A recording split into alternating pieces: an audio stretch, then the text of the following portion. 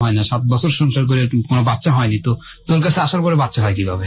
এটা আপনার মা বললো? এটা আমার মা বললো। আমি কিছু মা যা হয়েছে হয়েছে, এটা বাচ্চা এটা আমারই হবে, কারণ আমি বিয়ের আগেও তো অবৈধভাবে তার সাথে আমি 15-16 দিন ছিলাম। হাত বাঁধি, ওনার পাও বাঁধি, হাত পা বাঁধার পরে ওনাকে প্রচন্ড মার দিই, শরীর থেকে অনেক ব্লাড বের হয়। তো মার দেওয়ার পরে ওনাকে মাটি যে কাল্লাটা আছে ওইটা আমি বাদ রাখি, হাত পা যে বাঁধা থাকে ওনার উপর মাটিটা দিই, দেওয়ার পরে উনি ফলে আর উঠতে পারে না ওখান থেকে। তো আমি ওই রাত্রি চলে আসি মাদ্রাসায় চলে আসার পরে হুজুরা খোঁজাখুঁজি করে যে শাহিন কোথায়। তো আমি আর কিছু বলি না, তখন কিছু বলি না। তো সারা রাত্রে ওরা খোঁজাখুঁজি করে, তো অন্য ছেলে বলতেছে ওনাকে দেখছি মুস্তফা ভাইয়ের সাথে টয়লেটে যাইতে। মার ইচ্ছা ছিল যে আমরা 3 ভাই সবাই এলেম শিখতে হবে, আচ্ছা, অর্থাৎ কমিও লাইনে, হেফজো লাইনে। তো আমরা মাদ্রাসায় যাই, আমি আর আমার বড় ভাই, তো 2 ভাই মাদ্রাসায় লেখাপড়া করি। আপনার বাবা কি করতেন? আমার বাবা বাসায় থাকতো। কোনো কাজ করতেন না? না, কোনো কাজ করতেন না। উনি কি শারীরিকভাবে সক্ষম ছিলেন না কাজ করার জন্য? সক্ষম ছিলেন, কিন্তু উনি আর কি কাজ করতেন না, আর কি দেখাশোনা গৃহস্থ আর কি এরকম করতো, গৃহস্থগিরি করতো। আচ্ছা। আর আমার ভাই বড়টা, উনি তো রাজনীতি করতো। ওকে। তো আপনি মেজো ছিলেন? না, আমি সবার ছোট ছিলেন। মেজো ভাই কি করতো? মেজো ভাই আমার সাথে, আমরা 2 ভাই লেখাপড়া করতাম, আমি আর আমার বড় ভাই। 3 ভাই ছিলেন আপনারা, কোনো বোন ছিল না? না, কোনো বোন ছিল না। কোথায় বাড়ি ছিল আপনাদের? আমার বাড়ি ছিল বগুড়া শহরে চকমেহেদি গ্রামে। ওকে, বলুন। তো মাদ্রাসায় লেখাপড়া করি, তো বোর্ডিং এ থেকে লেখাপড়া করি আমি। তো 1 বছরের মতো বোর্ডিং এ থাকি। 1 বছরের মতো বোর্ডিং এ থাকার পরে আমি জাগির হয়, 1 বছর পরে জাগির হয়। জাগির শব্দটা এখানে অনেকে বুঝতে পারবেন না, আমরা একটু বলে দিই। কোন একটা বাড়িতে, হ্যাঁ, কোন একটা বাড়িতে ভাত খাওয়া হয় আর কি, ওই বাড়িতে খাওয়া দাওয়া করার পরে মাদ্রাসায় এসে লেখাপড়া করতে হয়, এবং ওই বাড়ির ছেলে মেয়েদেরকে সাধারণত পড়াতে হয়, তাই কি? না, পড়াতে না পড়ালেও চলে? না পড়াইলে চলে, মানে ওখান থেকে খাওয়া দাওয়া আসার পরে আমি মাদ্রাসায় লেখাপড়া করি। খাওয়া দাওয়া করতেন, সেখানে কি দিতেন আপনি? টাকা পয়সা? না, টাকা পয়সা দিতাম না, ওরা সবের জন্য আর কি, সবের জন্য মাদ্রাসার ছেলে মেয়েদেরকে খাওয়াতো। ওকে। তো 1 বছর পরে জাগির হয়, তো জাগিরদারকে সবাই বলে কুত্তা। সবাই কুত্তা বলে মানে? আমি ঠিক বুঝলাম না। সবাই কুত্তা বলে আর কি, উনি যে দিন রাত পরিশ্রম করতো, ও রাত্রে দিনে সবসময় পরিশ্রম করতো 24 ঘন্টা। কে? আমার জাগিরদার। আচ্ছা। জাগিরদার যে চাচা আছে, ও চাচাই পরিশ্রম করতো, তো গ্রামের মানুষ ওনাকে একটা খেপুনি দিত। ওনাকে বলতো? হ্যাঁ, ওনাকে বলতো। আচ্ছা। তো আমার মাদ্রাসার ছেলে পেলে যারা আছে ওরা বলে তুই বাড়িতে জাগির আছিস, এরকম করে আমাকে আর কি তারা বলতো যে তুই থাক। আমি বলছি হ্যাঁ, তাতে তোমাদের সমস্যা কি? তো আমি ওই জাগির বাড়িতে খাওয়া দাওয়া করি নিয়মিত ভাবে। তো একদিন আমি একটা ছোট ছেলে, শাহিন নাম, তাকে বলি যে বাড়ি থেকে মুড়ি আনো, এই কথাটা আমি আবার তাকে বলি। তো বললো ওই ছেলেটা যা বলে যে চাচি আম্মা মোস্তফা ভাই বলছে যে বাড়ি থেকে মুড়ি আনতে। তো আমার চাচাই তো অনেক মন খারাপ করে, কি আমার বাড়ি খাওয়া দাওয়া লেখাপড়া করে, তো আমাকে এরকম বলতেছে। তো পরে আমি রাত্রে যাই, রাত্রে যাওয়ার পরে আমাকে ডাক দেয় যে মোস্তফা এদিকে আসো। আমি বলি জি চাচা বলেন। তুমি ওই ছেলেটার কাছে কি বলছো? তো আমি লুকানোর চেষ্টা করি যে না, আমি তো কই কিছু বলি নাই। তো যে তুমি যে মুড়ির জন্য পাঠাইছো, তো মুড়ির জন্য পাঠাইলে তুমি কি বলছো? তুমি বলে এই কথা বলছো। আমি বলছি চাচা আমার এটা ভুল হয়ে গেছে, সবাই বলে আমি আর এটা বলবো না, এরকম আমি চাচাকে বুঝিয়ে বললাম। চাচা কয় না, তুমি কাল সকাল থেকে আমার এখানে আসতে পারবে না, আমার বাড়ি তোমার জন্য খানা বন্ধ। আমাকে এই কথা বললে আমি মাদ্রাসায় চলে আসি। চলে আসার পরে এশার নামাজের সময়, যে এশার নামাজের পরে যে তালিমটা হয়, ওই তালিমের সময় সবাই এক জায়গায় বসে তালিম শোনার পরে কিতাব পড়ে। তো আমি ওই শাহিনকে ডাক দিই, শাহিন এদিকায়। বলে কি বলেন ভাই? আমি বলছি চাই ওদিক যাবো, আমি একটু টয়লেটে যাবো। শাহিন তো আপনাদের সঙ্গেই পড়তো? হ্যাঁ, আমাদের সঙ্গেই পড়তো। ওকে। তো ওনাকে নিয়ে যেতাম, ফাঁকা একটা মাঠে নিয়ে যেতাম। মাঠে নিয়ে যাওয়ার পরে বলতে তুই আমার জাগির ভাই কি বলছো, একটা বছর লেখাপড়া করে বোর্ডিং এত কষ্ট করে ডাল জুল খাম লেখাপড়া করতেছি, একটা ভালো জাগির হয়েছে, ভালো মন্দ খাওয়া পাইতেছি, তো তুই জাগির ভাই এই কথাটা বললি কেন? আমি না এটা বলছি, তোর এটা বলা ঠিক হয় নাই, তুমি ছোট ছিল বুঝছো না। তো আমার কাছে মাফ চাইতেছি, ভাই আমি এটা ভুল করে ফেলেছি, আমি এটা বলছি, আমি আর বলবো না। তুই বলবি না আর বলে কি করবি? আমাকে তো আর তারা রাখবে না, তারা আমাকে ভাত খাওয়াবে না, তারা না করে দিচ্ছে। তো এই কথাটা যদি হুজুর শোনে তাহলে আমাকে কি বলবে, যে এতদিন পরে একটা জাগির হলো, তুই জাগিরটা হারাইলি, যে বাড়িতে খাওয়া দাওয়া করি আমি।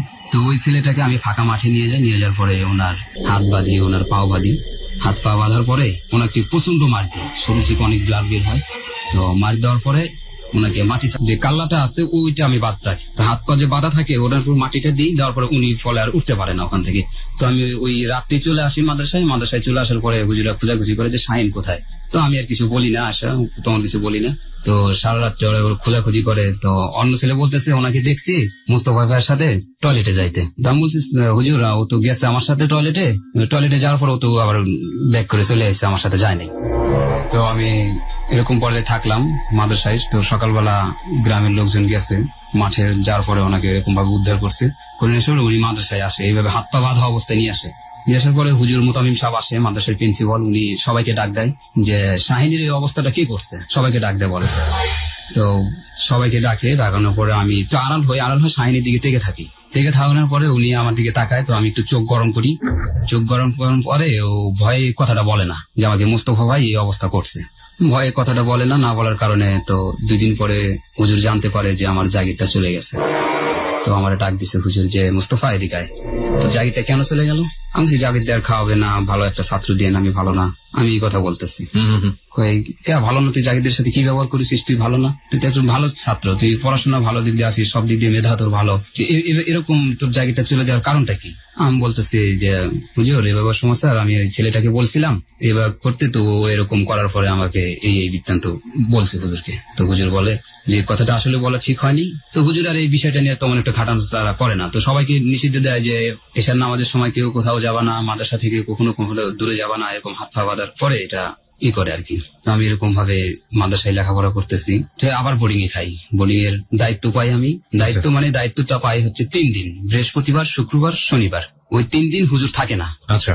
তো আমার কাছে যখন দায়িত্বতে থাকে, চাবিটা আমার কাছে থাকে, বোর্ডিং এর যেটা স্টোরটা আছে ওই স্টোরের চাবিটা আমার কাছে থাকে। তো ফারুক নামের একটা ছেলে আমাকে বলতেছে যে চল বাজারে যাই। তো ওনাকে নিয়ে আমি বাজারে যাই। বাজারে যাওয়ার পরে উনি সিনেমার দিকে যায়। তো সিনেমার দিকে যাওয়ার পরে উনি 2টা টিকিট কাটে। হ্যাঁ, সিনেমার টিকিট। সিনেমার টিকিটটা কাটলে তখন আমার সিনেমা আমি দেখি না, বা টিভি ডিভিডি এগুলো কিছুই দেখি না, শুধু মাদ্রাসায় 24 ঘন্টা লেখাপড়া করতাম, এগুলো দেখার অভ্যাস নেই। তো উনি নিয়মিত ভাবে প্রত্যেক সপ্তাহে নতুন যে ছবিগুলো আসে মানে ওই ছবিগুলো দেখতো। তারপরে ছেলেটা আমাকে বাজারে নিয়ে যায়। বাজারে নিয়ে যাওয়ার পরে উনি 2টা টিকিট কাটে। টিকিট কাটার পরে আমাকে বলতেছে একটা তুই লো, একটা আমি নিই। আমি বলি যে আমি তো সিনেমা দেখি না, তো তুই যা দেখ, আমি সিনেমা দেখবো না, আমি বাইরে থাকি, তুই সিনেমা দেখার পর আয়। তো আমাকে অনেক রিকোয়েস্ট করার পরে আমি বলি না, আমি সিনেমা দেখবো না, তুই দেখলে দেখ, আমি সিনেমা আমি দেখতে পারবো না। পরে আমি বাইরে থাকি, উনি বিলিতু পর্যন্ত ছবিটা দেখে, তারপরে ও বের হয়ে আসে। পরে আমাকে বলতেছে তুই বাইরে, আমি ভিতরে ছবি দেখি একা একা, তো যাই হোক আমার কাছে খারাপ লাগতেছে, তুই চল মাদ্রাসায় চল। পরে ওনাকে নিয়ে মাদ্রাসায় চলে আসি। তো মাদ্রাসায় চলে আসার পরে তো ওর যে জায়গাটা বেডটা ছিল বিছানা, আর আমার বাম সাইডে ওর 2 জনের পরে উনি শুতো।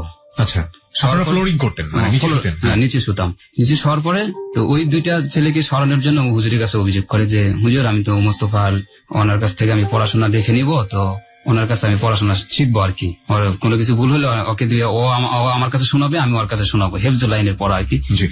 আপনি হাফেজি পড়ার জন্য ওখানে গিয়েছিলেন নাকি? হাফিজি বা কিতাব লাইনে, হাফেজ শেষ করার পরে কিতাব লাইনে যায়। আচ্ছা, প্রথমে হাফিজি পড়ছিলেন? প্রথমে হাফিজি পড়ছিলাম। তো উনি হুজুরের কাছে অভিযোগ করার পরে তো ওই 2টা ছেলেকে সরে দেওয়ার পরে ওনার বেডটা আর আমার বেডটা এক জায়গায় হয়। এক জায়গায় হওয়ার পরে উনি আমাকে বলে যে সিনেমা যে সমস্ত অভিনয়গুলো করে ওটি আমাকে বলতেছে, শাকিব খান, শাবনূর এরকম অভিনয় করে, এরকম মারমুর করে, একটা গানের ভিত্তিতে বিভিন্ন ধরনের পোশাক আদি চেঞ্জ হয়, আমাকে বলতেছে। আমি বলতেছি তো একদিন তো সিনেমা দেখার দরকার। তো ওই সময় আমাকে একটা শয়তানের ওয়াসওয়াসা হয়ে যায়। তো আমি বলি যে আচ্ছা ঠিক আছে, তো সিনেমা দেখতে যাবো, তোমার কাছে তো টাকা নেই। আমার কাছে তো নেই, যাবো কি দিয়ে? তো টাকা একসময় গোসলে আমরা শুক্রবারে বন্ধুর দিনটা নতুন ছবি লাগলে আমরা চলে যাবো। ওকে আমি এই কথাটা বলি। আচ্ছা। বলার পরে বলে তোর কাছে টাকা নাই, তুই তো বোর্ডিং এর দায়িত্বে আছিস। আমি কই বোর্ডিং এর দায়িত্বে আছি মানে? ওই বোর্ডিং এর চাবি তো তোর হাতে, তো বোর্ডিং এর যে চাইল্ডটা আছে চাইল্ডটা চুরি করে আমরা ছবি দেখবো, চুরি করে বিক্রি করে ছবি দেখবো। এই পরামর্শ দেয় আপনাকে? এই পরামর্শ ওই ফারুক আমাকে দেয়। আচ্ছা। তা আমি করি যে চাইল্ডটা তাহলে কিভাবে চুরি করা যায়, সর্বক্ষণ তো মাদ্রাসায় ছাত্ররা থাকে আবাসিক ভাবে, তো এটা কি করব, কিভাবে চুরি করবো? অসুখ থেকে আমি পরামর্শ নিই। ও বলে শুক্রবার তো 3টা থেকে 6টা পর্যন্ত আমরা ছবি দেখবো। তো যখন জুম্বার নামাজটা শুরু হবে, তো ওই জুম্বার নামাজ শুরুটা যখন হবে তখন তো আর কেউ আসবে না মাদ্রাসার ভিতরে, সবাই তো মসজিদে। তো ওই সময়টা আমরা চাইল্ডটা চুরি করি। তখন আমি ওই সময়টা একটা বড় ব্যাগ থাকে 10 কেজি একটা ব্যাগ, ওই পুরো ব্যাগটাতে আমরা চাইল্ড নিই। নেওয়ার পর ওনাকে দিয়ে উনি চাইল্ডটা নিয়ে যাওয়ার পরে একটা বাজারে যায়। পরে আমি ওই বাজারে চলে যাই, যার পর ওনার সাথে দেখা হয়। দেখা হওয়ার পরে চালটা বিক্রি করি, 10 টাকা কেজি চাল বিক্রি করি। 100 টাকা হয় 10 কেজি চাল। তো ওটা নিয়ে যাই, আমরা টাকা নিয়ে সিনেমা দেখতে যাই। সিনেমা দেখার পরে তো উনি আমাকে বলে টিকিট কাটতে। তো কই আমি টয়লেটে যাচ্ছি, তুই টিকিটটা কেটে আন। আমি বলতেছি আমি টিকিট কাটতে পারবো না, আমি এখানে থাকি, তুই টিকিটটা কেটে নিয়ে আয়, প্রসাব করে আয়, আসার পরে তুই টিকিটটা নিয়ে আমি তারপরে যাবো। তো উনি আমাকে টাকা দেয়। পরে আমি টিকিট কিনতে যাই। টিকিট কিনতে গেলে তো টিকিট কাউন্টার আমাকে দেখে বলে, এই হুজুর মানুষ, তুমি সিনেমা দেখতে আইছো কেন? আমাকে বলতেছে। হুজুর মানুষ মানে আপনাকে ঠিক হুজুর বুঝবে কি করে? হুজুর মানে আমার মাথায় টুপি আছে, পরনে পাঞ্জাবি। তো তখনও টুপি ছিল? হ্যাঁ, তখনও টুপি ছিল সিনেমার সময়। ওকে। তো আমি বুঝতাম না যে সিনেমার সময় দেখার সময় টুপিটা খুলে পকেটে রাখতে হয়। তো ওরা যে সিনেমা যে টিকিটের যে ফাঁকটা থাকে ওটা শুধু ফেসটা দেখা যায়, মাথাটা, যে মাথায় টুপি আছে। পরে আসার পরে ফারুক বলতেছে যে ফারুক আমার তো টিকিট দিতেছে না। তো হুজুর মানুষ বলতেছে কই গাধা তুই টুপি মাথায় রেখে গেছিস কে? আমি বলছি আমি কি কোনোদিন আইসি সিনেমা দেখতে? তুই তো আমাকে নিয়ে আসলি প্রথম। ওকে। তো বলে টুপি খুলে, পরে আমি আবার গেছি, যাওয়ার পরে উনি আমাকে দুইটা টিকিট দেয়। দুইটা টিকিট 24 টাকা রাখে। তো দুইটা টিকিট নেওয়ার পরে আমরা সিনেমার ভিতরে ঢুকি।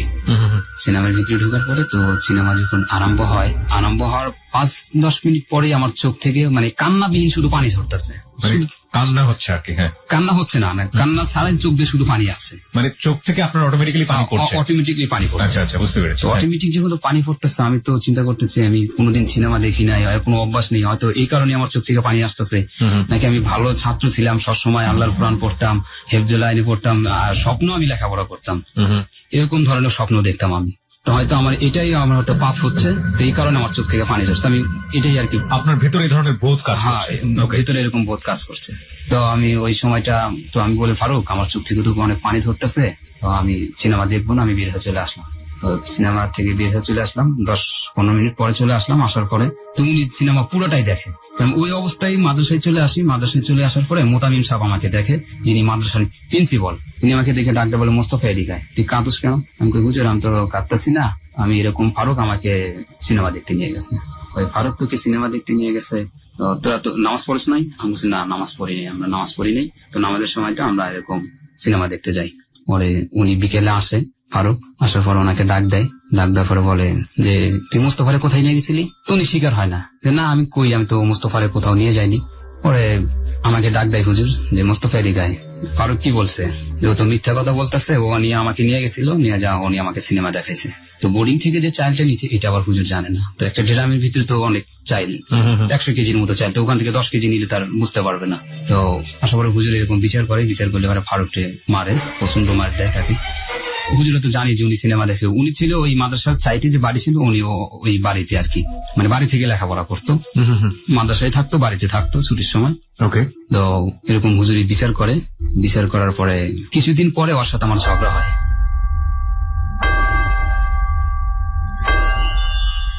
ওকে প্রিয় শ্রোতা, আমরা এই জায়গাটা একটা বিরতির ঘন্টা শুনতে পেয়েছি। আমরা ছোট্ট একটা বিরতি নেব, মাত্র 3 মিনিটের বিজ্ঞাপন বিরতি। আপনারা সবাই শুনছেন রয়্যাল টাইগার ড্রিঙ্ক প্রেজেন্স যাহা বলিব সত্য বলিব, এবিসি রেডিও FM 89.2 এ। আমি আরজে কিবরিয়া রয়েছে আপনার সঙ্গে, এবং সঙ্গে রয়েছে আমার টিম মেম্বার আরজে রাজু ও সাউন্ড এডিটর মঞ্জু। আজকে মোস্তফা তার জীবনের অপ্রিয় সত্যগুলো এখানে লাখো মানুষের সামনে স্বীকার করছে। আমি শুধু একটা কথা বলতে পারি, this is the remarkable episode ever in JBSP. এত দুর্ধর্ষ এবং ভয়াবহ ঘটনা আমি আমার জীবনে আজ পর্যন্ত পাইনি। কন্টিনিউ করতে চাই। মাত্র 3 মিনিট পরে আবারও ফিরে আসছি রয়্যাল টাইগার ড্রিঙ্ক প্রেজেন্স যাহা বলিব সত্য বলিবতে। সঙ্গে থাকুন এবং শুনতে থাকুন এবিসি রেডিও FM 89.2। ঝগড়া হয়, এটা সিনেমার বিষয়টা নিয়ে ঝগড়া হয়। উনি বলে যে আমি মার খেলাম, তুই খেলি না, আমার হুজুর আমাকে ধরে মানলো, তুইও তো সিনেমা দেখলি। আমি খুশি, তুই তো এটা অনেক আগে থেকে সিনেমা দেখোস, আমি তো দেখি না, বিদায় তুই আমাকে এটা প্রলোভনে নিয়ে গেছিস, এই জন্য তোকে মার দিছে। তো এখানে আমার কি দোষ, আমাকে নিয়ে গেলি? তো ঝগড়া হওয়ার পরে তো এই চাইলের কথাটা উল্লেখ হওয়ার পরে আমিনুল নাম ইসলাম একটা, তো উনি জানতে পারে যে তোরা বোর্ডিং এ থেকে চাইল নিছিস, এই কথাটা আবার উনি শোনে। শোনার পরে তো এটা আবার প্রিন্সিপালের কানে দেয় যে মুস্তফা আর ফারুকের দুজন মিলে তো এরকম চাইল বিক্রি করছিল, সেদিন তারা এই কথাটা বলেনি। পরে হুজুর আমাকে ডাক দেওয়ার পরে বলছে যে হাত পাত, আমরা হাত পাতি এমনি টান করে রাখার পরে ব্যাট দিয়ে 2টা বাড়ি দেয়। 2টা বাড়ি দেওয়ার পরে আমাকে সব ছাত্রের ভিতরে কান ধরে 10 বার ওঠা বসা করায়। 10 বার ওঠা বসা করাইলে তারপর এখানে আর কি এরকম ভাবে মাদ্রাসায় চলাফেরা করি। তারপরে ফারুকের সাথে মিশি না মিশলে পরে ওনাকে মাদ্রাসা থেকে বাড়ি করে দেয়। মাদ্রাসা থেকে বাড়ি করে দেওয়ার পরে আমি বাড়িতে যাই। বাড়িতে যাওয়ার পরে বাবাকে আর বাড়িতে দেখি না। তো মাকে জিজ্ঞেস করি, মা বাবা কোথায়? কয় উনি তো চিল্লাই গেছে, মানে 40 দিনের একটা সফরে যায়, 1 চিল্লা বলা হয়, যে 1 চিল্লাতে গেছে।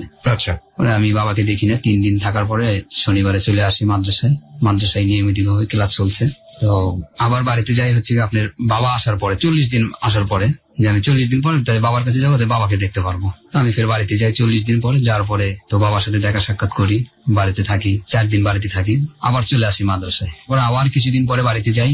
বাড়িতে যাওয়ার পরে দেখি বাবাই মুক্ত পড়াচ্ছে আর কি গ্রামের কিছু লোকজনদের, মানে গ্রামের ছোট ছেলে ফেলে যারা আছে 15-20 জনের মতো তার কাছে কোরআন শিক্ষা নিচ্ছে আমার বাবার কাছে। ওকে, তো কোরআন শিক্ষা নিলে পরে ওরই মধ্যে একজন নাম ছিল মোমেনা, তিনি আমাদের চাচাতো বোন ছিলেন। চাচাতো বোন মোমেনা, আর উনি আমার বাবাকে বাপ বলে ডাকতো। ওকে, তো এরকম কোরআন শিক্ষা দিলে পরে বাবাই, তো উনিরা মুক্ত পড়ে নিয়মিত ভাবে ক্লাস করে জি বাবার কাছে। সকালে আসে 7টার দিকে আসে, 8টা পর্যন্ত আমাদের বাসায় আর কি তারা কোরআন শিক্ষা নেয়। তো এক পর্যায়ে ওই মেয়েটা যেভাবে কোরআন শিক্ষাটা নিত সেটা দেখে আমাদের অনেক খারাপ লাগছিল, যার লেবাস ঠিক থাকে না, পোশাক যেটা আছে ওড়না টোনা সব ঠিক থাকে না, মানে হয়ে থাকে। তো মা বাবাকে বলে, দেখো তুমি যে এরকম শিক্ষা দিতেছো, তো তোমার এই মোমেনা যে ছাত্রীটা আছে ইনি কিন্তু অন্য আইটেমে, কিন্তু তোমার দেখো কিভাবে সে এরকম ভাবে তোমার সামনে করে, তুমি কিছু বলো না। তো তোমার ছাত্রীদেরকে আগে ঠিক করো, তারপরে তুমি মক্তব চালাও। তো পরে আমার ভাইয়ের একটা টেপ থাকে ক্যাসেট, ওই টেপে আগের পুরনো গান শুনতো, আব্দুল হালিম, তারপরে আপনার যে লালন গীতি, এই সমস্ত গান ক্যাসেট কিনে শুনতো বাবাই। তো শোনানোর পরে ওই ক্যাসেটের যে মাইকটা আছে ওটা আবার মেয়েদের বাড়ির দিকে দিত। কোন মেয়েদের? ওই মোমেনার বাড়ির দিকে দিত। হ্যাঁ, মোমেনার বাড়ির দিকে দিত। তো মা আবার এক পর্যায়ে বুঝতে পারে যে কি জানালার সাইড দিয়ে ওনাদের বাড়ির দিকে মাইকটা দেয়, তো গান, তো আসলে এটা মা বুঝতে পারতো আর কি এক পর্যায়ে। পরে মা বাবাকে বলে, তুমি মুক্তব ছেড়ে দাও, মুক্তব পড়ায় না, তোমার পড়ানোর দরকার নেই। ওনারা যে মসজিদে যা পড়ে, হুজুরের কাছে চাইলটা পড়ে, তো ওখানেই পড়ো, তো তোমার কাছে মাগনা পড়াশোনা, এটা তুমি এটা করায় না। পরে বাবা এটা শোনে না শোনার পরে তো ওইভাবে থাকার কারণে বাবার নজরটা খারাপ হয়ে যায় ওই মেয়ের দিকে। খারাপ হয়ে যাওয়ার ফলে 1.5-2 মাসের মতো মুক্তব পড়ানোর পরে বাবা বাড়ি থেকে টাকা নেয় 50,000, মানে এই ইস্তেমার কথা বলে, তখন ইস্তেমা চলে আসে, বিশ্ব ইস্তেমা। 50,000 টাকা নেয়। 50,000 টাকা নেয়। টাকা নেওয়ার পরে তো মাকে বলে যে আমি তো টাকা আনছি, কিন্তু কোথায় থেকে আনছি এটা আর বাবা বলে না মাকে। আচ্ছা, বলে না বলার কারণে কয়, তুমি 50,000 টাকা নিয়ে ইস্তেমায় যাবা, এত টাকা তো লাগে না, তো 4-7 দিন ইস্তেমায় থাকবা, তো এত টাকা কেন? কয় আমি ওখানে ব্যবসা করবো। কি ব্যবসা করবো? বলে এটা কম্বল কিনবো, যে কোনো সোয়েটার জার্সি মার্সি কিনে আমি বিক্রি করবো। আচ্ছা ঠিক আছে, এটা তো ভালো কথা। পরে তিনি 50,000 টাকা নিয়ে চলে আসে বাড়ি থেকে। তো যে বাবা যেদিন বের হয় বাড়ি থেকে, তার পরের দিন ভোরবেলা 5:30-5টার দিকে এরকম ওই মোমেনা শাড়ি পরে, লাল শাড়ি পরে আর কি আমাদের বাড়ির সামনে যায়। যার ফলে আমার মার সামনে দেখা হয় যে, তুমি কোথায় যাচ্ছ মা? কয় আমি যাচ্ছি তো আমার বোনের বাসায় যাচ্ছি। তো এত ভোরে যাও কেন? আমার বোন অনেক অসুস্থ, এই জন্য আমার বোনের বাসায় দেখা করতে যাচ্ছি। তো ওই সময়টায় মোমেনা চলে যাওয়ার পরে আমার মা বিষয়টা দেখানোর পরে আমাদেরকে ডাক দেয়, 3 ভাইকে ডাক দেয়, বলে যে এরকম ভাবে তো তোর বাবার সাথে মেয়েটা এরকম করতো, এরকম বেপরদায়ী ভাবে লেখাপড়া করতো, তো আমি তো সুবিধাজনক দেখলাম না, দেখি কি হয়। যাওয়ার পরে এই কথা আমাদেরকে বলতেছে। তো 2 মাসের মতো চলে যায়, আমার বাবা আসে না ইস্তেমা থেকে। তো 2 মাস পরে তো মেয়েও আসে না বাড়িতে, বাবাও আসে না। তো এরকম গ্রামের মধ্যে একটা হইকাল উঠে যায়, চিল্লাপাল্লা উঠে যায়। পরে আমার মা এক পর্যায়ে বলে যে, না আমার হাজবেন্ড তো গেছে ব্যবসা করতে গেছে, 50,000 টাকা তো নিয়ে গেছে, এখান থেকে বাড়ি থেকে নিয়ে গেছে 50,000 টাকা, তো উনি তো ব্যবসা করবে, তা ওনার সাথে তো ইনি যায়নি। কিন্তু মা তো এটা বুঝতেই পারে যে উনি সকালবেলা চলে গেছে। তো মা এটাই মনে মনে গ্যাপ করে নেয় আর কি, যা মা মনে মনে যেটা ভাবে এটাই হয় আর কি। 2 মাস পরে বাড়িতে আসে, আসার পরে আমার বাড়িতে নিয়ে আসার পরে গ্রামের মুরব্বী আসে, মোমেনাকে সহ নিয়ে আসে। হ্যাঁ, মোমেনাকে সহ নিয়ে আসে, গ্রামের মুরব্বী আসে, অনেক লোকজন জমা হয়ে যায়। তো আমার বড় চাচা উনি আসে, তো আমার বাপেকে গালাগালি করার পরে গ্রামে একটা বিচার হয়। আমি ঠিক বুঝলাম না, মোমেনা আপনার বাবার সাথে এসছে, এর মধ্যে গালাগালি কেন হবে? আসতেই পারে, সে আসতে পারে বলতে দুজন একসাথে শাড়ি পরা, চুড়ি পরা, নাকে নাক ফুল, মানে বিয়ে করলে যেভাবে হয় আর কি, এইভাবেই ওরা আসছে। আপনার বাবাকে এসে বলেছে তাকে সে বিয়ে করেছে? হ্যাঁ বলেছে। কাকে বলেছে? ফার্স্ট বাড়িতে আসা বলে, যখন লোকজন আসে, ওরা তো আসে দিনের বেলা আসার পরে তো সবাই এরকম দেখার পরে আসে, কয় এটা কিভাবে হলো, এবার কি তুমি আর সাথে? কয় উনি আমার জামাই, আর আমার বাবা বললে ওনাকে আমি বিয়ে করছি। সবার মধ্যে এটা স্বীকার? হ্যাঁ, সবার মধ্যে এটা স্বীকার করে। মোমেনার বয়স কত ছিল তখন? বয়স ছিল আপনার সে বড় না ছোট ওই সময়টাতে? ওই সময় যেহেতু আমার বড়। কয় বছরের বড়? উনি তো ওখান ছিল আপনার 18 বছর বয়স ছিল মোমেনার। জি। ওকে, আর আপনার বাবা? আমার বাবার বয়স ছিল 50-এর কাছাকাছি। My goodness. ওকে, বলুন তারপর। পরে এরকম বলা হয়, পরে গ্রামের লোকজন এসে বিচার হওয়ার পরে বলতেছে যে যেহেতু ওরা ঢাকা ছিল, ঢাকা বিয়ে শাদী করছে, তো বড় বউকে যেভাবে দেখতে হবে ছোট বউকে একইভাবে দেখতে হবে। এটা সম্পর্কে ভাতিজি হতো। ভাতিজি হতো, বাবার ভাতিজি হতো, আমাদের বোন হতো। তো বিচার সালে সেটা ভাগাভাগি হয় যে তুমি তোমার বড় বউকে যেভাবে দেখবা তোমার ছোট বউকে একইভাবে দেখবা, সমান সমান দেখবা। তো যে খরচপাতি এলাকে যা দিবা তোমার ছোট বউকে তাই দিবা। তো বাবা আবার এটা করতো না, বাবা বিভিন্ন দিক দিয়ে আমাদের অত্যাচার করতো। কিরকম? যেরকম আপনার আমার মাকে ধরে নিত্যদিনই মারতো, প্রত্যেক দিনই মারতো মাকে। এই ঘটনার পর থেকে? এই ঘটনার আগে থেকেও মাকে মারতো, কিন্তু তখন মা আর বুঝতে পারতো না যে এরকম ঘটনা ঘটতেছে।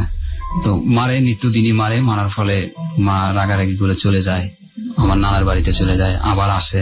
তো এই মধ্যে বাবা কবিরাজের লাইনের ভিতরে চলে যায়, কবিরাজের লাইনের ভিতরে চলে যায়। যে দেশ গ্রামে যেটা আপনার খাল বিলে যে কাদাটা আছে, কাঁকড়ার মাটি যেটা বলা হয়, ওই কাঁকড়ার মাটিটা বাবা নিয়ে আসে, নিয়ে আসার পরে চারকোনা করে, চারকোনার করার পরে ওটা করে একটা আরবি নকশা লেখে, যে কোনো একটা নকশা লেখে। নকশাটা লেখার পরে ওইটা চুলার ভিতরে পোড়া দেয়, ওইটা আবার ঘরের চালের কাছে থিয়ে দেয়। তো ওইটা যখন থিয়ে দেওয়ার পরে হয় একটা করে না, চারটা করে, ঘরের চার কোণে রাখে। মা যে ঘরে থাকে ওটা চার কোণে রাখে, রাখার পরে মা উত্তেজিত হয়। রাখার পরপরই না, রাখার 1.5 ঘন্টা পরে তখন উত্তেজিত হয় না, তখন বলে আমি এখানে থাকবো না, আমার এই বাড়ি ভালো লাগে না, আমি এখানে কিছুদিন থাকতে পারবো না, তোদের বাড়ি নিয়ে তোরা থাক, মানে আবল তাবল মা কথা বলতো। এক ধরনের কুফরি কালাম যেটাকে বলে। এটা আসলে ধর্মীয় ভাবে সত্য, কিন্তু বৈজ্ঞানিক ভাবে কতটা সত্য সেটা নিয়ে প্রশ্ন আছে। কিন্তু এগুলো আমাদের সংস্কৃতির একটা অংশ, এবং সেই জায়গাটি থেকে ভালো না মন্দ সেটা আপনারা নিশ্চয়ই জানেন। ওর জীবনে যা থেকেছেও সেটাই আজকেও বলছে। হ্যাঁ বলুন, তারপর? তো মা উত্তেজিত হওয়ার পরে নানার বাড়ি চলে যায়। তো ওখানে 2-3 দিন থাকার পরে, ওখানে মানে যে জায়গায় যায় 2-3 দিন থাকার পরে মা ওখানে আর থাকতে পারে না, আবার আমাদের বাড়িতে চলে আসে। চলে আসার পর আবার উত্তেজিত হয়। তো আমি এক পর্যায়ে ওই মাটিটা দেখতে পাই, দেখার পরে তো মাদ্রাসায় লেখাপড়া করি, আরবি লেখা, ওটা আমি বুঝতে পারি আর কি যে এটা এই নকশা। পরে আমি ওটা নিয়ে যাই হুজুরকে, দেখা যায় হুজুর এই যে আরবি যে লেখাটা, এটা দেখি আমি বুঝলাম না, এটা আমাদের ঘরে চার কোণে রাখা হয়, আমার বাবাই রাখে আর কি। কয় এটা তো এক ধরনের বান দেওয়া। তো এটা ওই ছোট হুজুরকে বলি, বলার পরে আমাকে কয় তোকে প্রত্যেক সপ্তাহে ছুটি দেওয়া হবে, শুক্রবারে সকালে যাবি, বিকেল বেলায় চলে আসি ক্লাস ধরবি, এটা আমাকে হুজুর বলে। তো ওই যে বানটা যে দেওয়া হয়, তো ওই মাটিটা নিয়ে তুই ফালিয়ে দিবি, পানিতে ফেলে দিবি, আমাকে হুজুর এই পরামর্শটা দেয়। তো আমি প্রত্যেক শুক্রবারে আসতাম।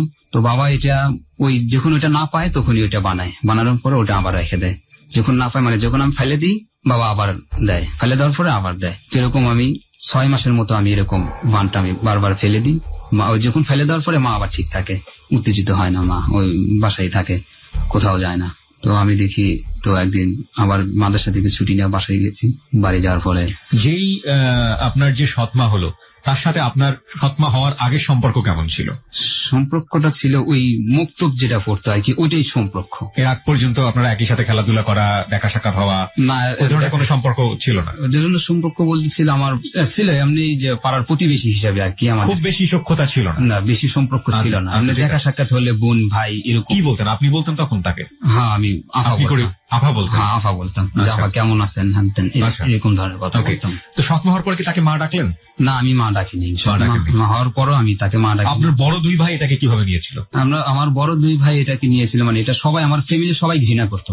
যেমন কি হয়েছে যে তাদেরকে আপনারা আলাদা করে দিয়েছেন, আপনার বাবা এবং আলাদা করে দিয়েছিলেন? জি, আলাদা বলতে আমরা আলাদা ভাবে খাই, আর সৎমা আর বাবা ওটা আলাদা ভাবে খায়। ওকে। তো আমাদেরকে যে খরচটা দিত সৎমাকে একই খরচটা দিত। আমার মাকে বিভিন্ন ধরনের অত্যাচার করে, তারপরে আমার মাকে এসে মারে, মানে এমন মারে পুরো শরীরটা যেন একদম রক্ত রক্ত হয়ে যায়, মানে জায়গায় জায়গায় মাংস এরকম, মানে যেমন ভাবে মারতেছে মানে মাংস উঠতেছে শরীর থেকে, এরকম ধরনের মারা। So sad. তো আমার চোখের সামনেই মারার পরে মাকে আমি হাসপাতালে নিয়ে যাওয়ার ফলে তো মা কয় তোরা তো থাকোস মাদ্রাসায়, বড় ছেলেটা তো বাসায় থাকে না, উনি তো সবসময় বাইরেই থাকে, তো আমি বাড়িতে থাকবো না। তো বাবা আমাকে এরকম ভাবে মারে, আমি তোর নানার বাড়িতে থাকবো, আমার মা বলে। পরে মা নানার বাড়িতে যায়, 6-7 মাস থাকে, মা আসে না, রাগ করে। তো আমি মাদ্রাসা থেকে চলে আসি আমার বাড়িতে। চলে আসার পরে সারাটা দিন যায় আমি কিছু খাই না খাওয়ার পরে আমি যে রুমটায় আসি, আমার ওই রুম থেকে দেখা যাচ্ছে বাবার যেখানে ভাত খাই, ডাইনিং রুমটা, ওখানে টেবিল আছে, বাবা ওখানে সৎমাকে নিয়ে ভাত খাচ্ছে। তো আমি এরকম উপর হয়ে শুয়ে থেকে বাবার দিকে তাকাচ্ছি, আর চোখ থেকে পানি ঝরতেছে, কিন্তু বাবা সৎমাকে নিয়ে ভাত খাচ্ছে আর আমার দিকে তাকিয়ে আছে, কিন্তু আমার চোখ থেকে যে পানি ঝরছে, বাবা বলতেছে না যে বাবা তুই কয়টা ভাত খা। তো রাত্রে এটা হয়। তো আমি সকালবেলা উঠে মাদ্রাসায় চলে যাই। মাদ্রাসা চলে যাওয়ার পরে তো মাদ্রাসায় কিছুদিন থাকার পর আবার আমার নানার বাড়িতে মাকে দেখতে যাই। মা সুস্থ থাকে, তো মা 6-7 মাস তো ওখানে থাকার পরে আবার চলে আসে আমার বাবার বাড়িতে, আমাদের বাড়িতে আসার ফলে আমি তো মাকে এরকম নির্যাতন করেই যাচ্ছে। এটা আপনার নির্যাতন করতেছে 7 থেকে শুরু করে এই 10 পর্যন্ত মাকে এরকম ভাবে একই পর্যায়ে ভাবে খালি অত্যাচার করে যাচ্ছে। এটা আমি কোনোভাবেই সহ্য করতে পারতেছি না। তো আমার যে ভাইটা আছে, বড় ভাই, তো উনি এক প্রকার নেশা করতো। আপনার গাঁজা খেত, কন্টিনিউ গাঁজা খেত, তারপরে আপনার মদ খেত। ওকে। তো এটা হচ্ছে ক্লাব আছে, ওই ক্লাবে তিনি এমপির সাথে থাকতো। ওখান থেকে সে খেত, যে কোনো ভাবে হোক না কেন ওখান থেকে খেত, কিন্তু আমাদের ফ্যামিলির কারো চোখে পড়তো না যে সে নেশা করে। তো একদিন রাতে 4টার দিকে মা তাহাজ্জুদ নামাজ পড়ে, গভীর রাতে যেটা নামাজটা পড়া হয় 3টা-4টার দিকে। তো ওই সময় মা নামাজ পড়তো। তো আমি মাদ্রাসা থেকে তো আইসি, মার কাছে শুয়ে আছে, মা উঠে নামাজ পড়ছে, আমি ঘুমাই, মানে শুয়ে আছে আর কি। সে থাকার পরে ভাই আমার আসার পরে নেশা করে আসে, এসে মাকে ডাক দেয়। তো মা নামাজ ছেড়ে তার দরজাটা খুলতেছে না। তো ভাই দেরে থাকে, অনেকক্ষণ দেরে থাকার পরে মা নামাজ শেষ করার পরে দরজাটা খুলে দেওয়ার পরে আমার ভাই আমার মাকে খারাপ ভাষা একটা বকা দেয়, নেশাগ্রস্ত অবস্থায়, যে দরজাটা খুলতে এত দেরি হলো কেন।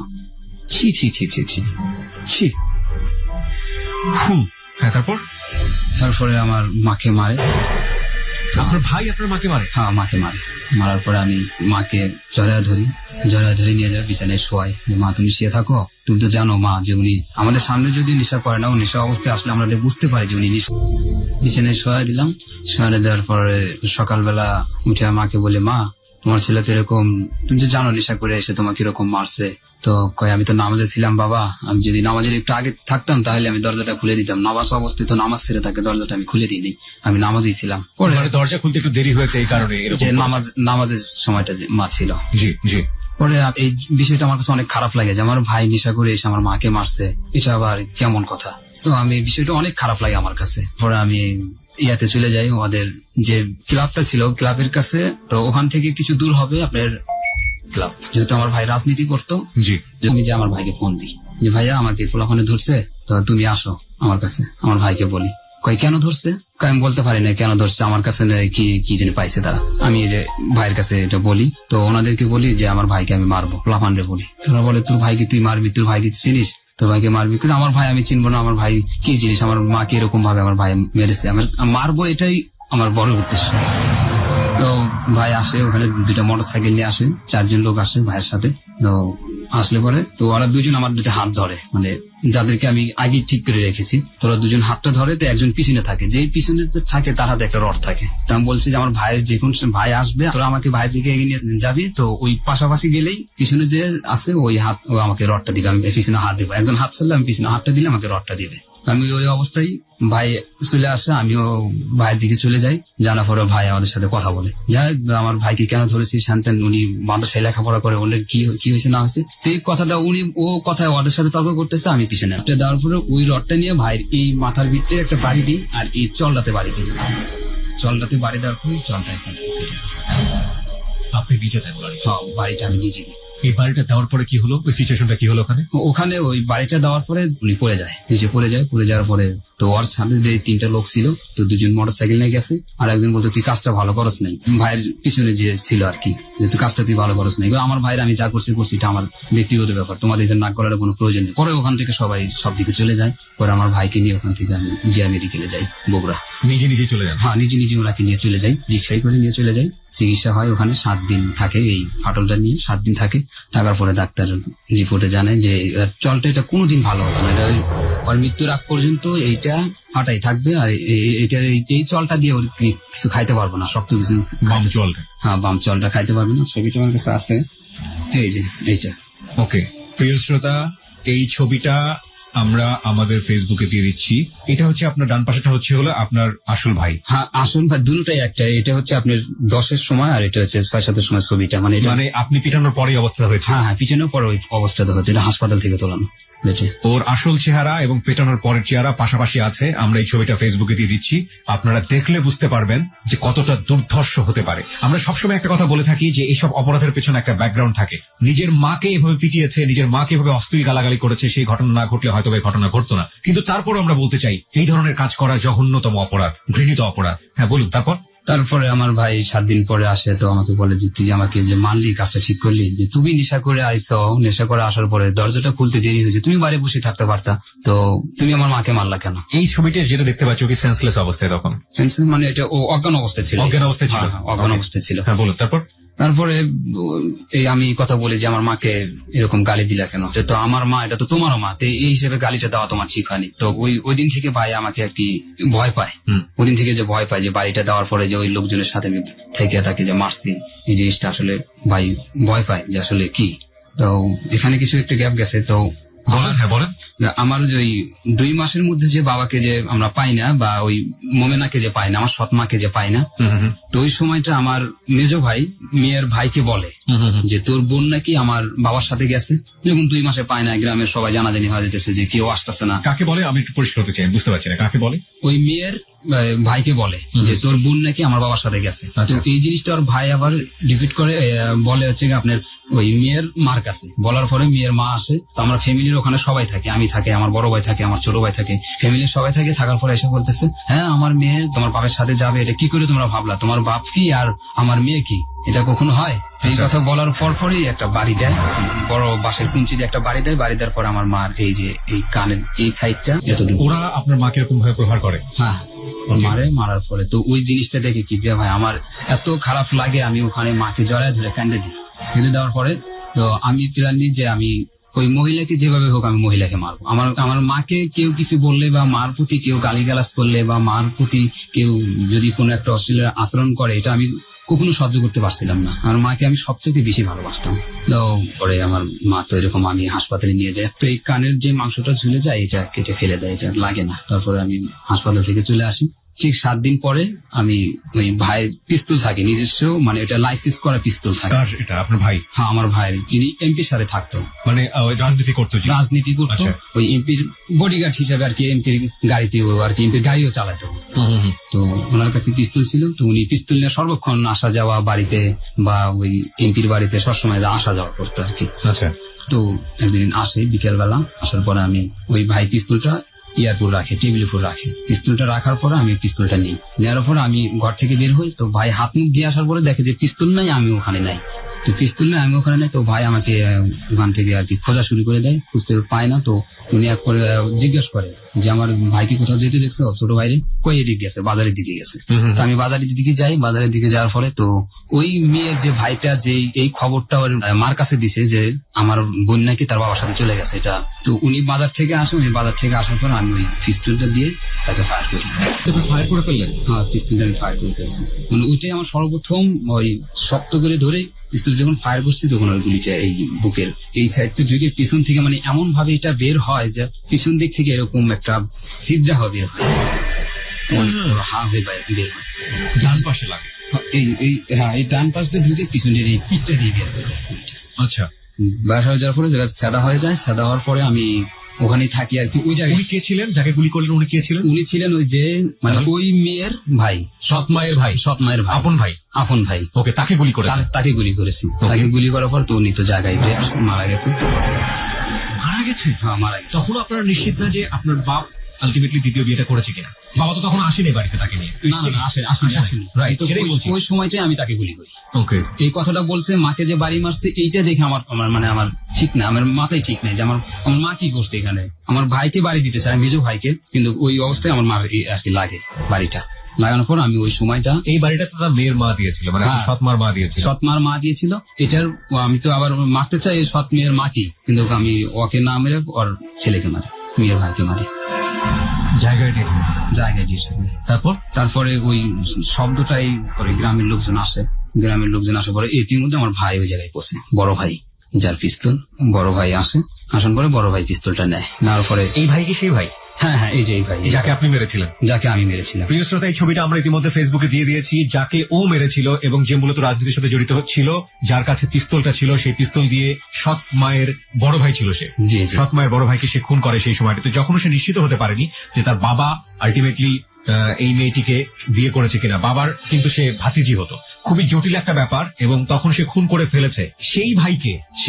সেই ভাই তার মার সাথে খারাপ আচরণ করেছিল বলে রড দিয়ে পিটিয়ে যে রক্তাক্ত অবস্থা করেছিল, তার একটা ছবি আমাদের কাছে আছে, পাশাপাশি ভালো চেহারা এবং হাসপাতালের বেডে শোয়া রক্তাক্ত চেহারা। এই ছবিটা আমরা দিয়ে দিয়েছি আমাদের ফেসবুক পেজে। আপনারা যদি দেখতে চান চলে আসতে পারেন। আমাদের ফেসবুকের ঠিকানা www.facebook.com/abcradiofm89.2। বলুন তারপর। জায়গায় মারা যায়, মারা যাওয়ার পর আমার ভাই ওখানে যায়, যার পরে আমার কাছ থেকে পিস্তলটা নেয়, নিয়ে ওনার জায়গায় রাখেন। রাখার পরে তো আমাকে ওই জায়গায় 2টা থাপড় দেয় ভাই, যে তুই এটা কি করলি। ওর লোকজন আসে, লোকজন এসে আমার ভাইকে অনেক কিছু গালাগালি করে। তো উনি তো এমপি সাহেবের লোক, তো অনেকে গ্রামের লোকজন কিছু গালাগালি করে আমার বড় ভাইকে। তো যা হচ্ছে এটা আমি দেখতেছি, আমার বড় ভাই বলে আর কি। গ্রামের লোকজন কি করে, হ্যাঁ মা আসে, আসা করে লাশটা নেয়, নিয়ে অনেক কান্নাকাটি করে। সকালে পুলিশ আসে আমাদের বাড়িতে, আসার পর আমার বড় ভাইকে ধরে। আপনাকে না ধরে আপনার বড় ভাইকে? হ্যাঁ, আমার বড় ভাইকে ধরে, বড় ভাইকে ধরে নিয়ে যায়। কিন্তু আমি যে মেরেছি এই সময়টা কেউ দেখেনি, বাট আমার ভাই জানে যে আমি মারছি, কিন্তু এটা কেউ জানে না। আর ওই অবস্থাতেই মানে ভাইও পিছন থেকে আসতেছে, আমি ওই সময় ওকে গুলি করার পরে এসে ভাই পিস্তলটা নাই। ওই শব্দটাই মানুষ মানে যত দূর থেকে আসতেছে আর কি, ওই আসা পর্যন্ত আর কি, কেউ দেখে না যে আমি মারছি নাকি আমার ভাই মারছে। এটা সবাই জেনে গেছে যে আপনার ভাই এটা করেছে। হ্যাঁ, সবাই জেনে গেছে যে আমার ভাই এটা করেছে। পরে আমার ভাই পুলিশে নেওয়ার পর 3 দিন থাকে জেলে বলতে কি নিয়ে যাওয়ার পরে 3 দিন থাকার পরে ওখান থেকে আবার এমপি সাহেব ফোন দেওয়ার পর ছাড়া পায়। পরে এইটা নিয়ে আর কোনো কিছু হয় না, কোনো কথাই হয়নি না, এটা নিয়ে আর কোনো কথা হয় না। ওই যে মারা গেছে, যে গেছে দাফন টাফন মাটি টাটি হয়ে গেছে, এটা নিয়ে আর কোনো কথা হয় না। কত সস্তা একটা জীবন, বুঝছেন? এটা নিয়ে কোনো কিছু হয় না। আমার ভাই পরবর্তী আপনাকে আর কিছু বলেনি? না, পরবর্তীতে আমাকে কিছুই বলেনি। তো বলছে তোর এত সাহস কেন, আমাকে বলতেছে যে আমার মাকে যে কোনো বলুক না তাকে ছাড়বো না, আমার জীবন তো হলে তাকে আমি শেষ করবো। আমার মাকে কেউ কোনো কিছু বললে, এটা আমার মনের ভিতরে একটা ক্ষোভ ছিল। তো এটা তারপর যাই আমার বাবা আবার আমার মাকে মারে। এত মার দেয় যা মা বেঁচে থাকার মতো না, মানে মা মারাই যাবে এরকম পরিস্থিতি মার। পরে এই অবস্থায় অ্যাম্বুলেন্সে খবর দেয় আমার বড় ভাই, দেওয়ার পরে আসে অক্সিজেন অ্যাম্বুলেন্স থাকে, লেগে যায়, যার পরে হাসপাতালে যায়। এই জায়গাটিতে আমি আসবো, তার আগে আপনি বলেন আপনার ভাইকে যে আপনি পিটালেন, আপনার ভাই সুস্থ হওয়ার পরে আপনার কোনো কিছু করেছে? না, আমাকে কোনো কিছু করেনি, বাট আমাকে ভয় পেত শুধু। আপনাকে ভয় পেত? হ্যাঁ, আমাকে ভয় পেত। তারপরে যে ওনাকে যে মারলাম, মানে আমাকে বলে তোর এত সাহস কেন, শুধু এই কথা বলতো। আমি বলতাম আমার সাহস, আমার মাকে কেউ কোনো কিছু বললে আমার মাথা ঠিক থাকে না, আমার মাথা অটোমেটিক গরম হয়ে যায়। প্রশ্ন করতাম, এটা আনসার দিয়ে দিতাম, উত্তর দিয়ে দিতাম। ওকে প্রিয় শ্রোতা, আমরা SMS পোলের রেজাল্ট আনতে চাই, দেখতে চাই কি অবস্থা, এবং দুর্ধর্ষ সেই ঘটনার মুখোমুখি হবো আমরা কিছুক্ষণের মধ্যেই, বুঝতেই পাচ্ছেন। এবং এই বিষয়টা নিয়ে আমরা আমাদের আজকে যিনি সাইকিয়াট্রিস্ট আছেন তার সঙ্গে কথা বলতে চাই, যে মাকে নিয়ে এই ধরনের কমেন্ট করলে অনেক ছেলেরাই এই ধরনের আচরণ করেন। এটা আসলে স্বাভাবিক আচরণ নাকি অস্বাভাবিক আচরণ, এবং এটা কেন হয়, এই বিষয়টা নিয়ে আমরা আমাদের যিনি আজকে এক্সপার্ট আছেন, জাতীয় মানসিক স্বাস্থ্য ইনস্টিটিউটের প্রফেসর ডক্টর তাজুল ইসলাম, তার সঙ্গে আমরা কথা বলবো। আমরা এই মুহূর্তে SMS পোলের রেজাল্ট জানতে চাই, দেখা যাক কত শতাংশ মানুষ এটাকে বিলিভ করেছে এবং কত শতাংশ মানুষ আজকের এই মোস্তফাকে বিলিভ করছে না। আপনার মাকে খুব মেরেছিল আপনার বাবা, সেখানটাতে ছিলেন আপনি, তারপর? সেখানে থাকার পর আমি ওই হাসপাতালে যাই। হাসপাতালে 15 দিনের মতো মা থাকে। হাসপাতাল থেকে তো নিয়ে আসার পরে আমার বাবাকে আমি দেখলেই মানে আমার একটা অটোমেটিক ঘৃণা জমতো। আমার বাবা আমার বোনকে বিয়ে করছে, পাড়ার প্রতিবেশী চাচাতো বোন, এটা কেমন আমার মাকে ধরে অত্যাচার করে। তো আমার বাবাকে দিয়ে তো আমাদের ফ্যামিলির কোনো শান্তি হচ্ছে না।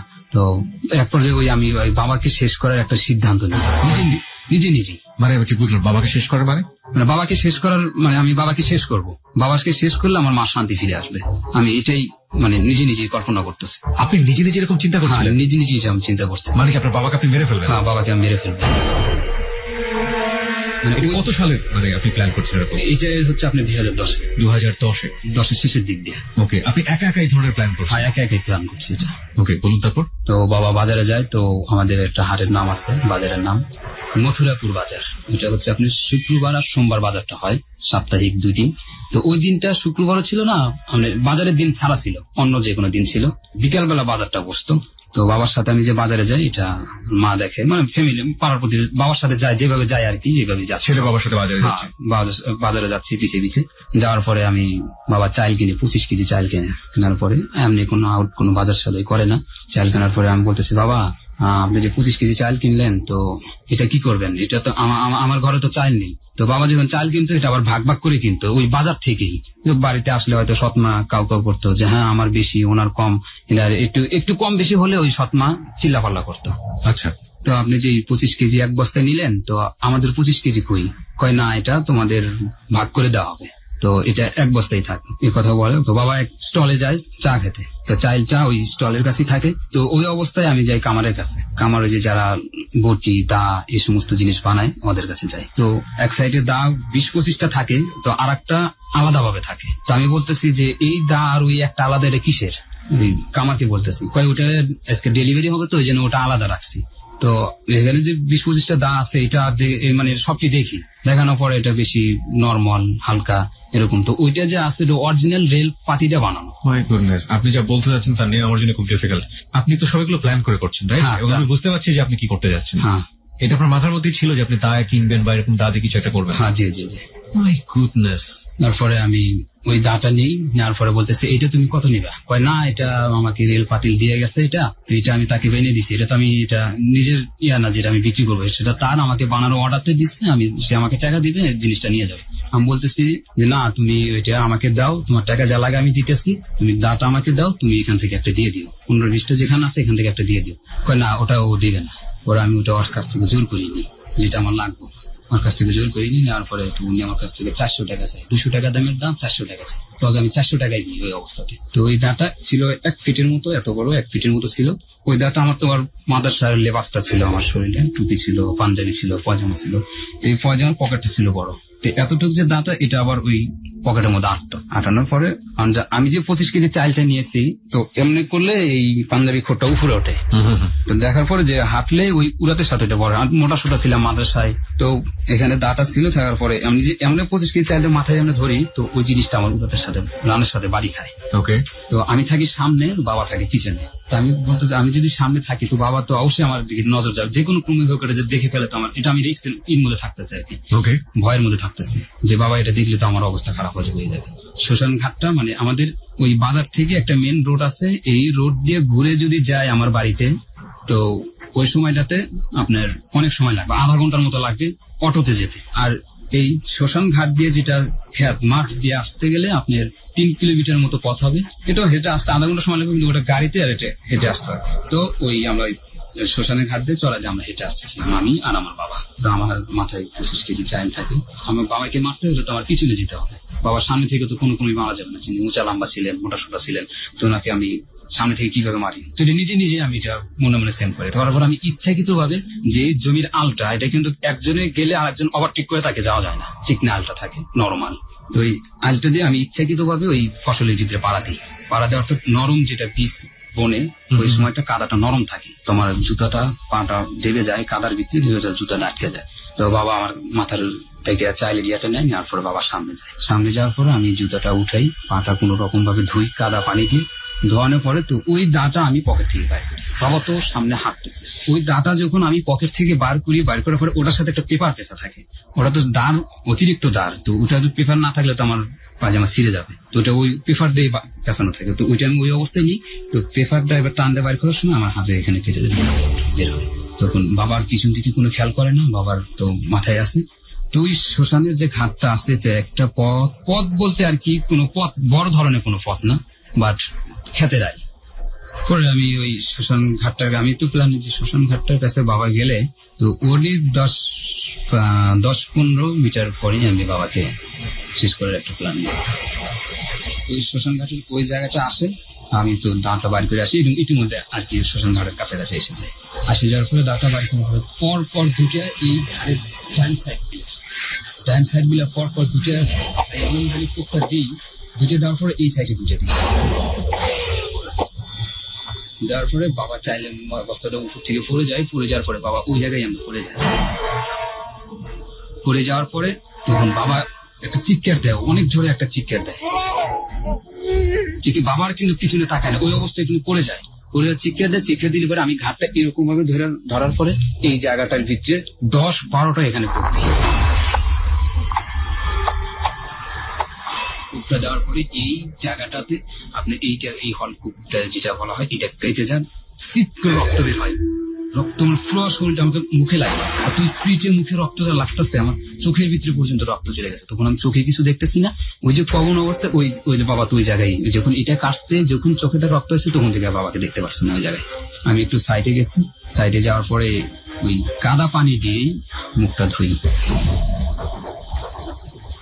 মুখটা ধোয়ার পরে তো বলুন তারপর। তো আমি কাদা পানি দিয়ে মুখটা কোন রকম ভাবে ধুই, ধোয়ানোর পরে তো বাবা ওই জায়গায় মারা যায়। আমি চাইলের বস্তাটি নিয়ে আসি, তো 25 কেজি যে চালটা থাকে বস্তাটা থাকে অনেক বড়, মানে 40 কেজি চাল লাগবে, 40 কেজির বেশি লাগবে, বড় একটা পাটের বস্তা থাকে আর কি। তো ওই বস্তার চালটা নিয়ে এসে আমি ওই পুষ্করিণীটার ভিতরে ঢেলে দিই। পুষ্করিণী বলতে শ্মশানের যে ড্রেনটা আছে, শ্মশানের ঘাটি পুষ্করিণী আছে, তো ওখানে এসে চালটা পুষ্করিণীর ভিতরে ঢালি, ঢালার পরে বস্তাটা আবার বাবার কাছে নিয়ে যাই। নিয়ে যাওয়ার পরে তো আমি ওই বস্তার ভিতরে বাবাকে ঢুকাই, মানে পুরোটুক ঢোকে না, লম্বা ছিল মানুষ মোটা সোটা পুরোটুক ঢোকে না, মাত্রা পর্যন্ত ঢোকে। ঢোকানোর পরে আমি বাবাকে এমনি ধরি, ধরানোর পরে 5 কেজি যায়, তো অবস্থা নিয়ে এসে শ্মশানের ইয়ার ভিতরে ফালাই দিই, পুষ্করিণীর ভিতরে ফালাই দিই। পুষ্করিণীর ভিতরে ফালানো যাওয়ার পরে আমার শরীরে পুরো রক্ত। এই অবস্থায় আমি বাড়িতে গেলে তো পুরো ধরা, আমি ওখান থেকে আমি কোথায় যাবো এটা সিদ্ধান্ত নিতেছি। তো আপনি যখন এই কাজটা করছিলেন আপনার আশেপাশে কোনো মানুষ ছিল না? না না না, কোনো মানুষ ছিল না। কখন কোন সময়টাতে এই কাজটা? এটা করছিলাম আপনার রাত্রে 7:30 দিকে এরকম, মানে ওর অন্ধকারের মধ্যে? হ্যাঁ, অন্ধকার নাই, জ্যোৎস্না যেটা বলা হয়, জ্যোৎস্নার আলোতে। হ্যাঁ, জ্যোৎস্নার আলো। আপনার তখন বয়স কত? তখন বয়স তো আমার 15-16 বছর বয়স। 15 থেকে 16। একজন কিশোর অপরাধী। একজন কিশোর অপরাধী সমাজে কেন অপরাধী হয়, পারিবারিক কি ব্যাকগ্রাউন্ড, এবং অসুস্থ পরিবেশের মধ্যে থাকলে একজন কিশোর অপরাধী দিকবিদিক জ্ঞান শূন্য হয়ে কতটা দুর্ধর্ষ হতে পারেন, আজকের এই এপিসোডটি তার একটা উৎকৃষ্ট উদাহরণ। 15-16 মানে হচ্ছে ওর বয়ঃসন্ধিকাল চলছে সেই মুহূর্তে। আপনি কি তখন কোরআনের হাফেজ হয়েছেন? না, কোরআনের হাফেজ হইনি। আমি তখন 4 পারা না 5 পারা মুখস্থ করি। মুখস্থ করার পরে আর কি ওই হেফজ ছেড়ে দেওয়ার পরে কিতাব লাইনে যাই। 5 পারা পরে আপনি ছেড়ে দিয়েছিলেন? হ্যাঁ, 5 পারার পরে আমি ছেড়ে দিয়েছিলাম। হেফজ ছেড়ে দেওয়ার পরে কিতাব লাইনে যাই, মানে ওই অবস্থায় আমি মাদ্রাসায় লেখাপড়া করছি, এই সমস্ত কাজও করছি। আপনি যখন বাবাকে প্রথম এই কাজটা করলেন, কোপটা মারলেন, তারপর থেকে বাবাকে পুষ্করিণীতে ফেলে দেওয়া পর্যন্ত কতক্ষণ সময় লেগেছে?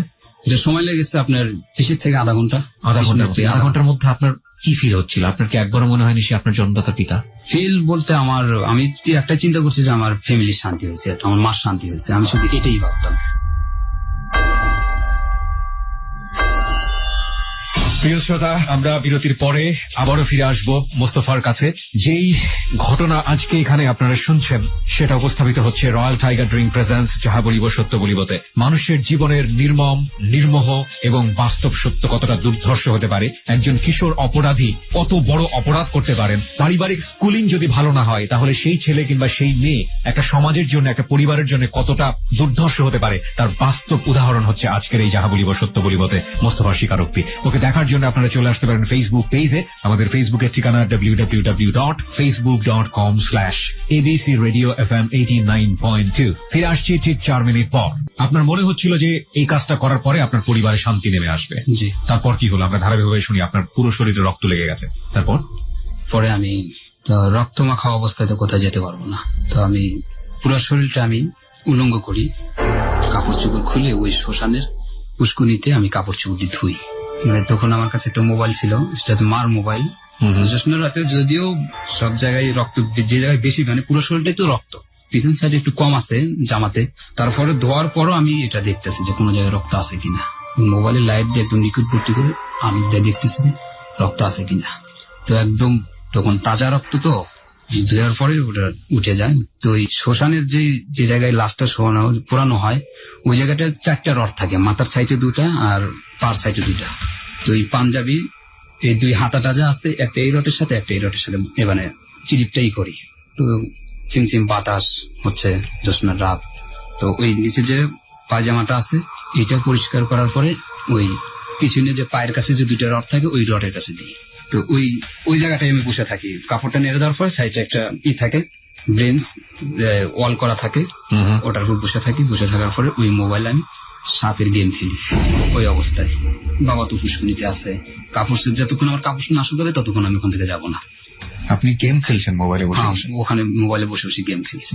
তখন আমার কোনো অনুভূতি নাই? না, আমার কোনো অনুভূতি হচ্ছে না যে বাবা, আমি একটাই যে আমার মার শান্তি হচ্ছে। আমার মা হয়তো বাবা মারা গেছে বা বাবাকে আমি এভাবে হত্যা করছি মারছি, তো মা বাবার জন্য অল্প কিছুদিন কাঁদবে। তো এটাই আমার কাজ করতে, যাক আমার ফ্যামিলির মধ্যে একটা শান্তি চলে আসবে। আমার বাবাকে নিয়ে এত অশান্তি আমার মার, আমাদেরকে কেউ খোঁজ খবর মানে দেয় না। Very important point, just note this, পরিবারের শান্তি চলে আসবে। একজন কিশোরের বেড়ে ওঠার জন্য পরিবারের শান্তি কতখানি জরুরি, নইলে ও কতটা দুর্ধর্ষ অপরাধী হতে পারে। পরিবারের শান্তি চলে আসবে। বাবা মা যারা শুনছেন আজকের এই JBSB, please note this point, পরিবারের শান্তি চলে আসবে। পরিবারের শান্তি একজন কিশোরের জন্য, একটা বাচ্চার সুস্থভাবে বেড়ে ওঠার জন্য কতটা জরুরি সেটা আজকে, এবং সেটা না পেলে ওরা কি করতে পারে, কতটা ভয়াবহ সন্ত্রাসী হতে পারে, সেটার বাস্তব উদাহরণ আজকের এই মোস্তফা। ওকে, বলুন তারপর। আমার তো এটা মাথায় কাজ করতো। তো ওই সময় আমি ওই শ্মশানটাতে ভয় পাই বলতে সাইডে বসে যে গেম খেলছি, ওখানে বট গাছ থাকে, বট গাছ থেকে পানি পড়ে, আমার পাঞ্জাবি পায়জামার উপর পানি, ওই জায়গাটাতে বৃষ্টি হচ্ছে। তো আমি দেখি ম্যাগ নেই কোথাও, এরকম বৃষ্টি হচ্ছে না, তো আমার পাঞ্জাবি এর উপর বৃষ্টি হচ্ছে কেন? ওই বট গাছ থেকে পানিটা পড়ে।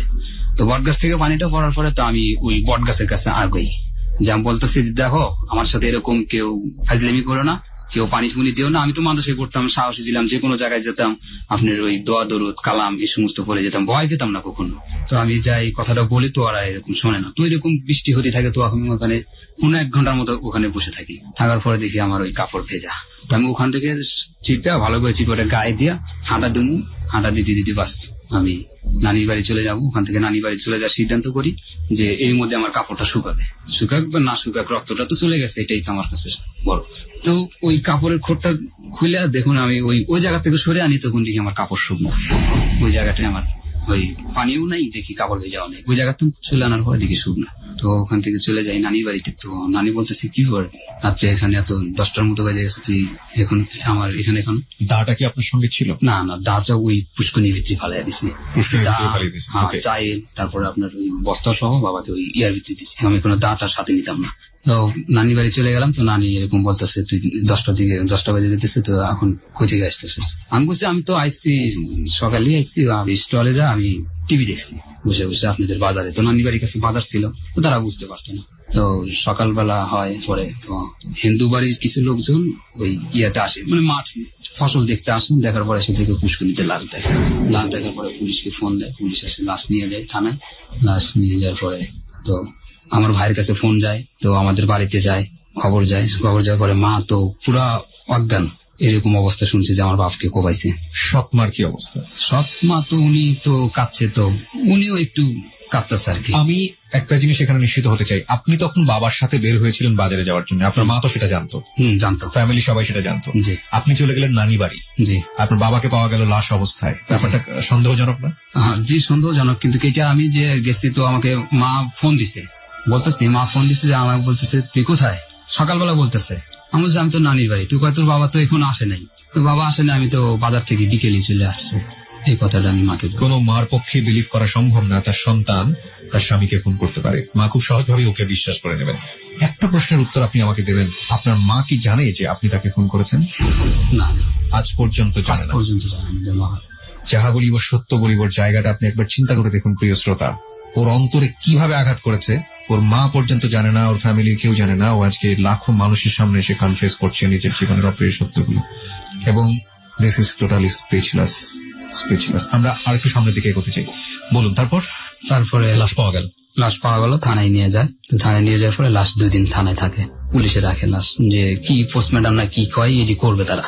তো আমার ভাই যায়, যার অবস্থায় তো ও পুলিশের সাথে ঝগড়া করার পরে এমপির কাছে ফোন দেয়।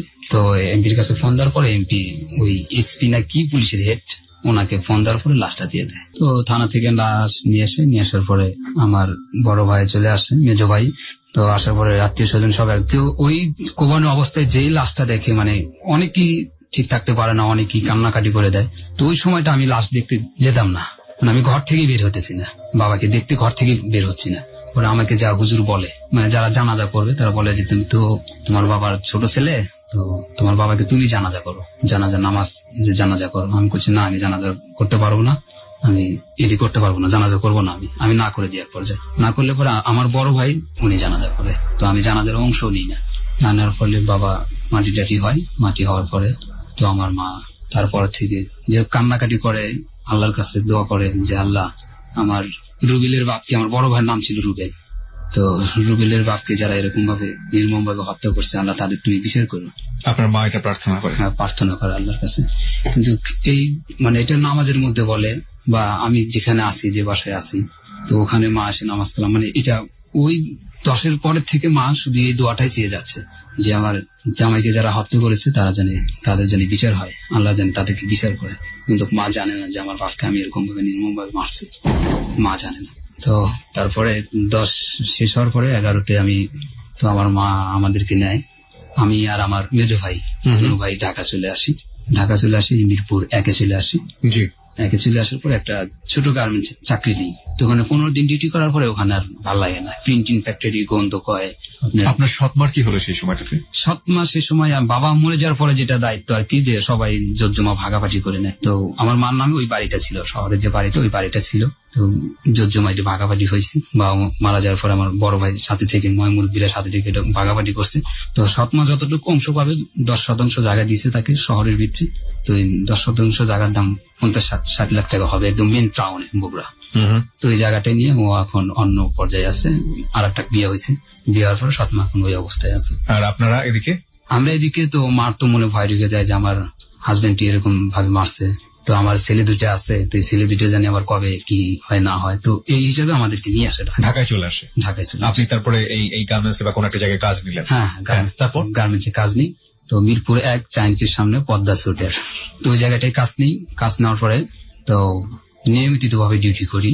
তো ওখানে আমি 2011 5 মাস 12তে আর কি ওখানে জয়েন করি। জয়েন করার পরে তো 1.5-2 মাসের মতো আর কি ওখানে চাকরি, খাদিজা, বরিশাল বাড়ি। তো উনি হচ্ছে বিবাহিত মাইয়া, 30 বছর বয়স। এই যে তার আইডি কার্ডটা। তার আইডি কার্ড আপনার কাছে? হ্যাঁ, আমার কাছে। হ্যাঁ, বলুন। তারপর? তো ওই সময়টাকে ওই মেয়ে আমাকে পছন্দ করে। আচ্ছা। আমি ওই মেয়েকে পছন্দ করি। করার পরে আপনার যে ডাবল বয়স, সেই মেয়েটাকে আপনি পছন্দ করেন? পছন্দ করি। তো উনি আমার কাছে সবকিছু ঘটনা খুলে বলে যে আমার আগে এক জায়গায় বিয়ে হয়েছে, তো 7 বছর সংসার করছে, আমার বাচ্চা কাচ্চা হয় না দেখে আমাকে ছেড়ে দিছে। তো আমি এই গার্মেন্টস এর পর্যায়ে আছি। আমি বলছি ঠিক আছে, তো আমি সবকিছু তোমার শুনছি বা শুনলাম, আমি তোমাকে বিয়ে করবো। এক পর্যায়ের দিকে আমি পাগল হই আর কি, ওনাকে ছাড়া আমার কোনো কিছু ভালো লাগে না। তো আমি মেসে থাকি, মেসে থাকার পরে তো উনিও ফাঁকে এক মহিলা মেসে থাকে। তো আমি যে ওকে পছন্দ করি, পরে মাকে বলি মা আমি বিয়ে করব। পরে মা আমাকে বলে তুই বিয়ে করবি, তোর বিয়ের বয়স হয়েছে? মা আমাকে বলতেছে যে বিয়ের বয়স হয় নাই তো কি হয়েছে, আমি বিয়ে করব। মানে মাকে এক পর্যায়ে কথা বলি আমি, বলা বলো তুই বিয়ে করবি। তো আমি একটা মেয়ে পছন্দ করছি, ওই মেয়েকে আমি বিয়ে করব। কি করে? মেয়ে গার্মেন্টসে চাকরি করে। গার্মেন্টসের মেয়ে ভালো না, মা বলতেছে গার্মেন্টসের মেয়ে ভালো না, খারাপ আর কি। মা এরকম আমাকে বুঝ দেয়। তো আমি মার কথা শুনি না শোনার কারণে আমি ওই মেয়ের সাথে আর কি একইভাবে, মানে ভালোবাসার বাসীর মধ্যে যেখানে যাওয়া আসা এরকম নিয়মিত ভাবে করতাম আর কি। ফোনে কন্টিনিউ কথা বলতাম। এমন দিন যেত যে একদিন কথা বলার এটা ভালো আমার মনে আছে যে 12টার থেকে কথা বলতেছি, মানে সকাল যে 8টার দিকে অফিসে যাই, 7টা 45 পর্যন্ত কথা বলছি। এতক্ষণ শুধু ফোনেই কথা বলছি, সুপার এফএনএফ করে। তো মেয়ের সাথে আমার এক পর্যায়ে এরকম খুব গাঢ় একটা রিলেশন হয়ে যায়। হওয়ার পরে ওরে মা কয় ঠিক আছে, তুই যদি মেয়ে পছন্দ করস, মেয়েটা তোকে আমার দেখার বিষয়, আমি দেখবো। আমি বলছি আচ্ছা ঠিক আছে মা, তোমাকে দেখাবো। তো আমি মাকে দেখাই। তো মা কয় শহীদ মিনারে তুমি নিয়ে এসো মায়েরাকে। পরে আমি মিরপুর শহীদ মিনারে নিয়ে যাই। নিয়ে যাওয়ার পরে মা দেখে, তো ওই অবস্থায় বোরকা পরা থাকে, শুধু চোখটা বাইর করে থাকে, বোরকার সম্পূর্ণ শরীর ঢাকা, চোখটা থাকে। তো মা শুধু কণ্ঠটা শোনে, মুখটা খুলতে বলে না। আর মেয়ে মুখটা খোলেও না, যে মুখটা খোলার পরে যে একটা কথা বলা, সরাসরি একটা কথা বলে, এরকম কোন ইয়ে হয় না। তো বলে পরে মা আমাকে বলে তুমি আমার একসঙ্গে আমার সাথে দেখা করে। তো মা আমাকে বলতেছে, ফাঁকে ডাকতে বলতেছে। তো মেয়ে আর আমি ওখান থেকে চলে আসি, মেয়ের বাসায় যাই, আমি আমার বাসায় চলে আসি। তো আমি তারপরের দিন যাই মার কাছে যাওয়ার পরে মার সাথে দেখা করি। মেয়েটার কণ্ঠ শুনতে দেখলাম মেয়েটার বয়স অনেক বেশি। তো তুই যদি এই সময় বিয়ে যদি করস, তোর বয়স তো বিয়ের বয়স যদিও হয়নি, এই সময় বিয়ে করলে আমি দেশ গ্রামে ভালো মেয়ে বয়স কম দেখে আমি বিয়ে করাবো। তো আমি মা এই কথা বলার পরে আমি কিছুতেই আমি এটা শুনি না মা আমি বিয়ে করলে ওকেই বিয়ে করবো। আমি মাকে শুধু এটাই বলতেছি বারবার, না আমি বিয়ে করলে ওকে বিয়ে করবো, আমি কোনো কোথাও বিয়ের সাথে আমি করবো না, ওকে বিয়ে করবো, আমি ওকে ভালোবাসা ওকে বিয়ে করবো। তুমি আমাকে 16 বছর বয়সে যে আমি এই কাজটা যেহেতু করতে যাচ্ছি, এটা তো আমার পক্ষে ভুল, কিন্তু ও আমাকে কিছু খাওয়ানোর পর থেকে ওর প্রতি আমি একটা মাতলাম, ওকে ছাড়া কিছুই বুঝি না। আমার মা কিছু একটা খাইয়েছে, হ্যাঁ, আপনার সেরকম মনে হয়েছে? সেরকম মানে এই যে এক ধরনের কুফরি কালাম ঠালাম করে, এগুলো কথা আপনি বলছেন, এক ধরনের সামাজিক বিলিফ কিন্তু এটা আছে, বিশেষ করে একটা ছেলেকে বসে আনার জন্য কিংবা একটা মেয়েকে বসে আনার জন্য, যেগুলোর কোনো বৈজ্ঞানিক ভিত্তি নেই, কিন্তু তারপরেও আমাদের সমাজে প্রচলিত আছে। ও ওইভাবেই বিলিভ করেছে যে এই মেয়েটা তাকে বসে এনেছে কোনো একটা কিছু খাইয়ে, এভাবেই আপনাকে নিতে হবে ঘটনাটি। ওকে, বলুন। তো মা বলে ঠিক আছে, তো আমি তো আর বয়সটা শুনে দেখলাম যে ওর বয়সটা বেশি, তো ওনাকে একদিন তুমি বোরকা ছাড়া নিয়ে এসো। আচ্ছা। মা বলতেছে তোকে আমি বোরকা ছাড়া দেখবো আর কি, পুরো ফেসটা দেখবো, হাত পা দেখবো বলতেছে। আমি মাকে বলছি আচ্ছা ঠিক আছে আমি নিয়ে আসবো। তার পরের সপ্তাহে ছুটি পাই, শুক্রবারে ছুটি পাওয়ার পরে বলি যে মা তোমাকে দেখা করতে বলছে, আমার একটু দেখা করতে হবে। তুমি একটু আচ্ছা ঠিক আছে দেখা করবো। চলো আজকে তো বন্ধু আছে, বন্ধুর দিন যাই। পরে ওই মেয়েটাকে নিয়ে আসি, ওনাকে বলে যে বোরকা ছাড়া যেতে হবে। উনি আবার বোরকা ছাড়া কোথাও যেত না, বোরকা পরে যেখানে মার্কেটে বা অন্যান্য কোথাও জায়গায় গেলে বোরকা পরে যেত। তো আমি বলছি যে তুমি বোরকা ছাড়া যাও শহীদ মিনারে, মা তোমাকে দেখবো, বোরকা ছাড়া দেখবো। ওকে, আমি এটা খুলেই বলি। বলার পরে তো উনি বোরকা পরেই আসবে। আমি বলছি তুমি যদি বোরকা পড়ো তাহলে তোমার সাথে কোনো কথা নেই, তুমি তো সব দিনই বোরকা পড়ো, তো আজকে মা দেখতে চাইছে, তো তুমি বোরকা ছাড়া আসবা, সমস্যা কি তোমার? তো অফিসে কাজ করো, হাজার হাজার মানুষের সামনে কাজ করো বোরকা খুলে, আর রোডটা যাওয়ার সময় কজনে তোমাকে দেখে, আর কতক্ষণ তুমি রোডে থাকো, তুমি বোরকা পরে রোডে চলাফেরা করো, আর অফিসে তুমি বোরকা খুলে রাখো। তো এরকম কথা বলার পরে উনি বোরকা খোলার পরে আমার সাথে চলে আসে। পরে মা দেখে, মা দেখার পরে বলতেছে তোর চোখ এত খারাপ হয়ে গেছে, তুই একটা বয়স্ক মেয়ের দিকে তুই নজর দিছিস, বয়স্ক মেয়ে। তো মা বুঝতে পারে যে এক পর্যায়ে আমাকে এরকম ভাবে আর কি পাগল করছে, আমার ছেলে এরকম না। তো আমি তো ছোট থেকে ঘৃণা করতাম বয়স্ক মেয়েদেরকে, বা বয়স্ক একটা মেয়ের সাথে বা ছোট ছেলে পেলে দেখতে, বা বড় ছেলেদের সাথে বয়স্ক কম দেখলে এরকম বুঝে যে কার সাথে কি করে হানতেন, এটা আমি বলতাম আর কি। তো মা বলে যে তুই এই সমস্ত কথা বলতি, অন্যজনের বউকে তুই ঘৃণা করতি, যার বউ ভালো না, ওর বউ বয়স বেশি, তো তুই এরকম ধরনের কাজ কিভাবে করস? আমি বলছি না মা, আমি একই বিয়ে করব, তুমি আমাকে বিয়ের ব্যবস্থা করে দাও। পরে আমার চাচাকে ফোন দেয়, আমার ফুবাকে ফোন দেয়, আমার বড় ভাই যিনি রাজনীতি করে উনি বড় ভাইকে ফোন দেয়। ফোন দেওয়ার পরে বড় ভাই আসে, বড় ভাই আসলে ফুবা আসে, চাচা আহে, মা আহে, চারজনে আসে। মানে আমি অফিসে যাব 8টার দিকে, ওরা আর কি আমার মেসে ঢোকে। মেসে ঢোকার পরেই আমাকে ওই অবস্থায় থানাটা সামনে থেকে নিয়ে যায়, যে তোর এখন থেকে তুই খাইতে পারবি না, এখন থেকে খাইতে পারবি না, দেশে যেতে হবে তোকে, মানে ওই মেয়েটার থেকে আমাকে আলাদা করবে। ওকে। তো ওই সময়টাতে আসে, তো আমার অনেক খারাপ লাগে, চিড়িয়ার আওয়াজ, যদি আমার কাছে ফোন না, কোনো কথা না আসে, আমাকে নিয়ে যেতে যাচ্ছে, আমি তো মেয়ে কিছু যাবো না। আমি বলছি মা তুমি যে বিয়ের কথা বললা, তো বিয়ের কি হবে, আমি ওকে বিয়ে করবো, কয় তোকে গ্রামে বিয়ে করাবো। যখন এই কথাটা বলে তখন আমি ওই ওয়ালের ভিতরে একটা ঘুষি দিই, আমার হাত দিয়ে নিয়ে ওয়ালের ভিতরে একটু ঘুষি দেওয়ার পর ওই জায়গায় আমি পড়ে যাই। তো চাচা আমাকে উঠানোর পরে একটা থাপ্পড় দেয়, থাপ্পড় দেওয়ার পরে ওখান থেকে নিয়ে যায়, মানে মিরপুর মাজার রোড থেকে কোনাবাড়ি বাস স্ট্যান্ড বলা হয়, ওখান থেকে কোনাবাড়ি পর্যন্ত যায় একটা গাড়ি, আনন্দ সুপার। তো আমার মেজো ভাই ওখানে চাকরি করে। ওকে। তো ওই কোনাবাড়ি স্ট্যান্ডে যা আনন্দ সুপারের গাড়িতে উঠি, তো আমার কাছে চাচা বহে, চাচাকে আমি ভয় পেতাম, আর মা আর ভাইয়া আর এক সিটে বসে, মানে আমার সামনের সিটে বসে, আর যে ফুফা আছে উনি পিছিয়ে বসে। আমি যে চাচার সাথে বসে আছি, আমি জানালা সাইডে আছি, যে আমি মেয়েকে ছেড়ে কোনোভাবেই যাবো না, আমাকে আনছে মানে ট্রেনে ছেড়ে নিয়ে আসি, আমার পায়ে জুতা নেই, আমি খালি অবস্থায়, খালি গায়ে, মানে একটা এই যে এরকম স্যান্ডেল গেঞ্জিটা পরা থাকে আর ফুল প্যান্ট পরা থাকে, অবস্থায় মানে 7টা পরে অফিসে যাবো, এই অবস্থায় আমাকে নিয়ে আসে। এসে পরে আনন্দ সুপারের গাড়িতে ওঠানোর পরে আমি ওই জানলাটা দিয়ে আসি, তারপর আমি ওকেই বিয়ে করবো। হ্যাঁ, আমি ওকেই বিয়ে করবো। আমি খালি এটাই বলতেছি, আমি ওর কাছ থেকে দূরে সরে যেতে চাচ্ছি না, আমি মিরপুরে থাকবো, আমি ওকেই বিয়ে করবো, আমি ওখানেই থাকবো। আমি এটাই বারবার ওদেরকে বলতেছি যে আমি গ্রামে বিয়ে করবো না। তো চাচা আমার অনেক বুঝায়, তো আমি লাভ দিতে চাইলে চাচা আমাকে মানে মাত্রা ধরে। তো চাচা টান দেওয়ার পরে আমি চাচাকে মারি ওই গাড়ির ভিতরে, এই চলের ভিতরে 2-3টা ঘুষি দিই।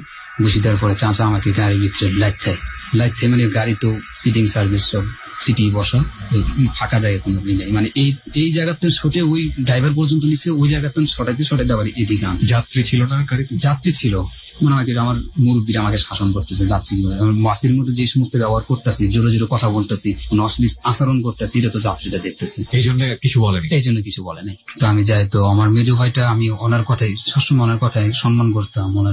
আমার মেজো ভাইটা অনেক নরম মানুষ ছিল, তো উনি আমাকে বুঝে, তো ভাই তুই আমার ছোট, তো তুই যদি এখন বিয়ে করস তো আমার মান সম্মান থাকে কই, যে বড় ভাইয়ের আগে ছোট ভাই বিয়ে করে, তো এটা আবার কোন ধরনের কথা হয়, তুই বিয়ে করিস না, আর তুই যদি বিয়ে করার যদি মন থাকে, তুই যদি বিয়ে করস তাহলে আমাদের গ্রামে মেয়ে দেখে শুনে বিয়ে করাবো, কিন্তু গার্মেন্টসের বিয়ে। এটা আমার ভাই বলতেছে। আমি বলছি না ভাই, দেখো আমি অনেক ভালোবাসি, আমি ওকে বিয়ে করবো। কয় তোর তো অনেক ডাবল বয়স, এই কথা বলতেছে।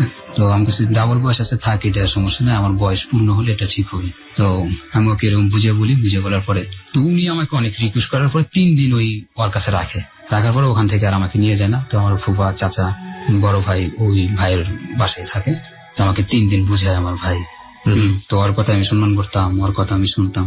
তো উনি আমাকে বুঝানোর পরে 3 দিন পরে ওই মেয়েটা আমাকে ফোন দেয়, তুমি এইভাবে আমাকে খেয়ে গেছো। এই মেয়েটা খাদিজা ফোন দেয় যে তুমি আমাকে এরকম ভাবে খেয়ে গেছো, তুমি হয়তো ভালোবাসো না।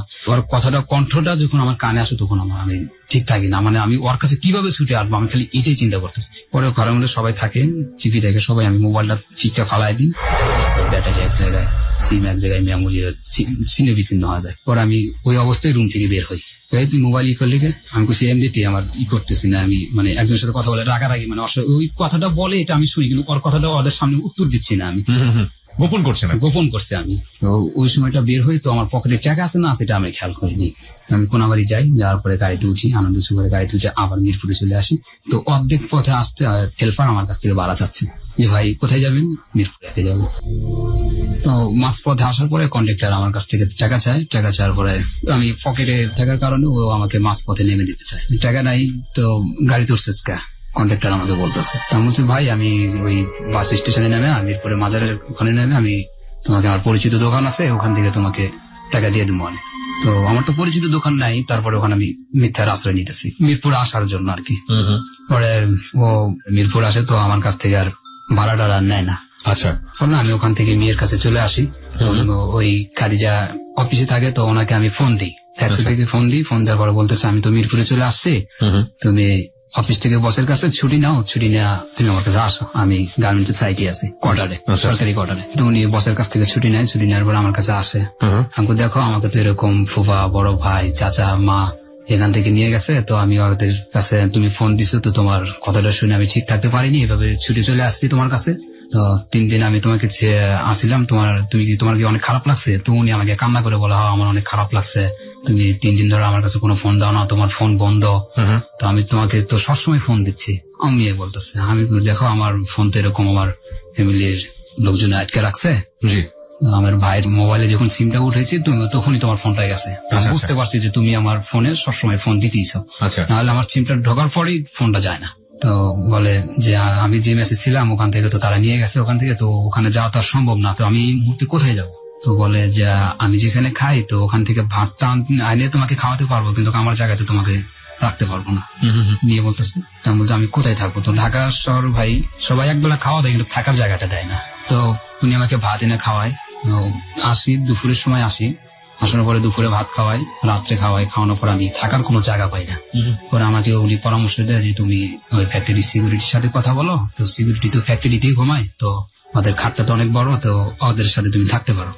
পরে আমি সিকিউরিটি যে কথা বলি, না আমি তো 3 দিন অ্যাকশন করলাম, তো আমার বাড়িতে সমস্যা হয়েছিল, আমি বাড়িতে গেছি, মানে মিথ্যার একটা কথা বলে, আমি মেয়ের বেলায় কোনো কথা বলি না যে মেয়ে নিয়ে আমাকে আমার ফ্যামিলি আমাকে এইভাবে নিয়ে গেছে, এই কথা তাদের বলি না। বললে যদি তারা আমাকে জায়গা না দেয়, তো থাকি নানার কাছে, থাকি সিকিউরিটি নানার কাছে। থাকার পরে তো ওই নানা নেশা করতো।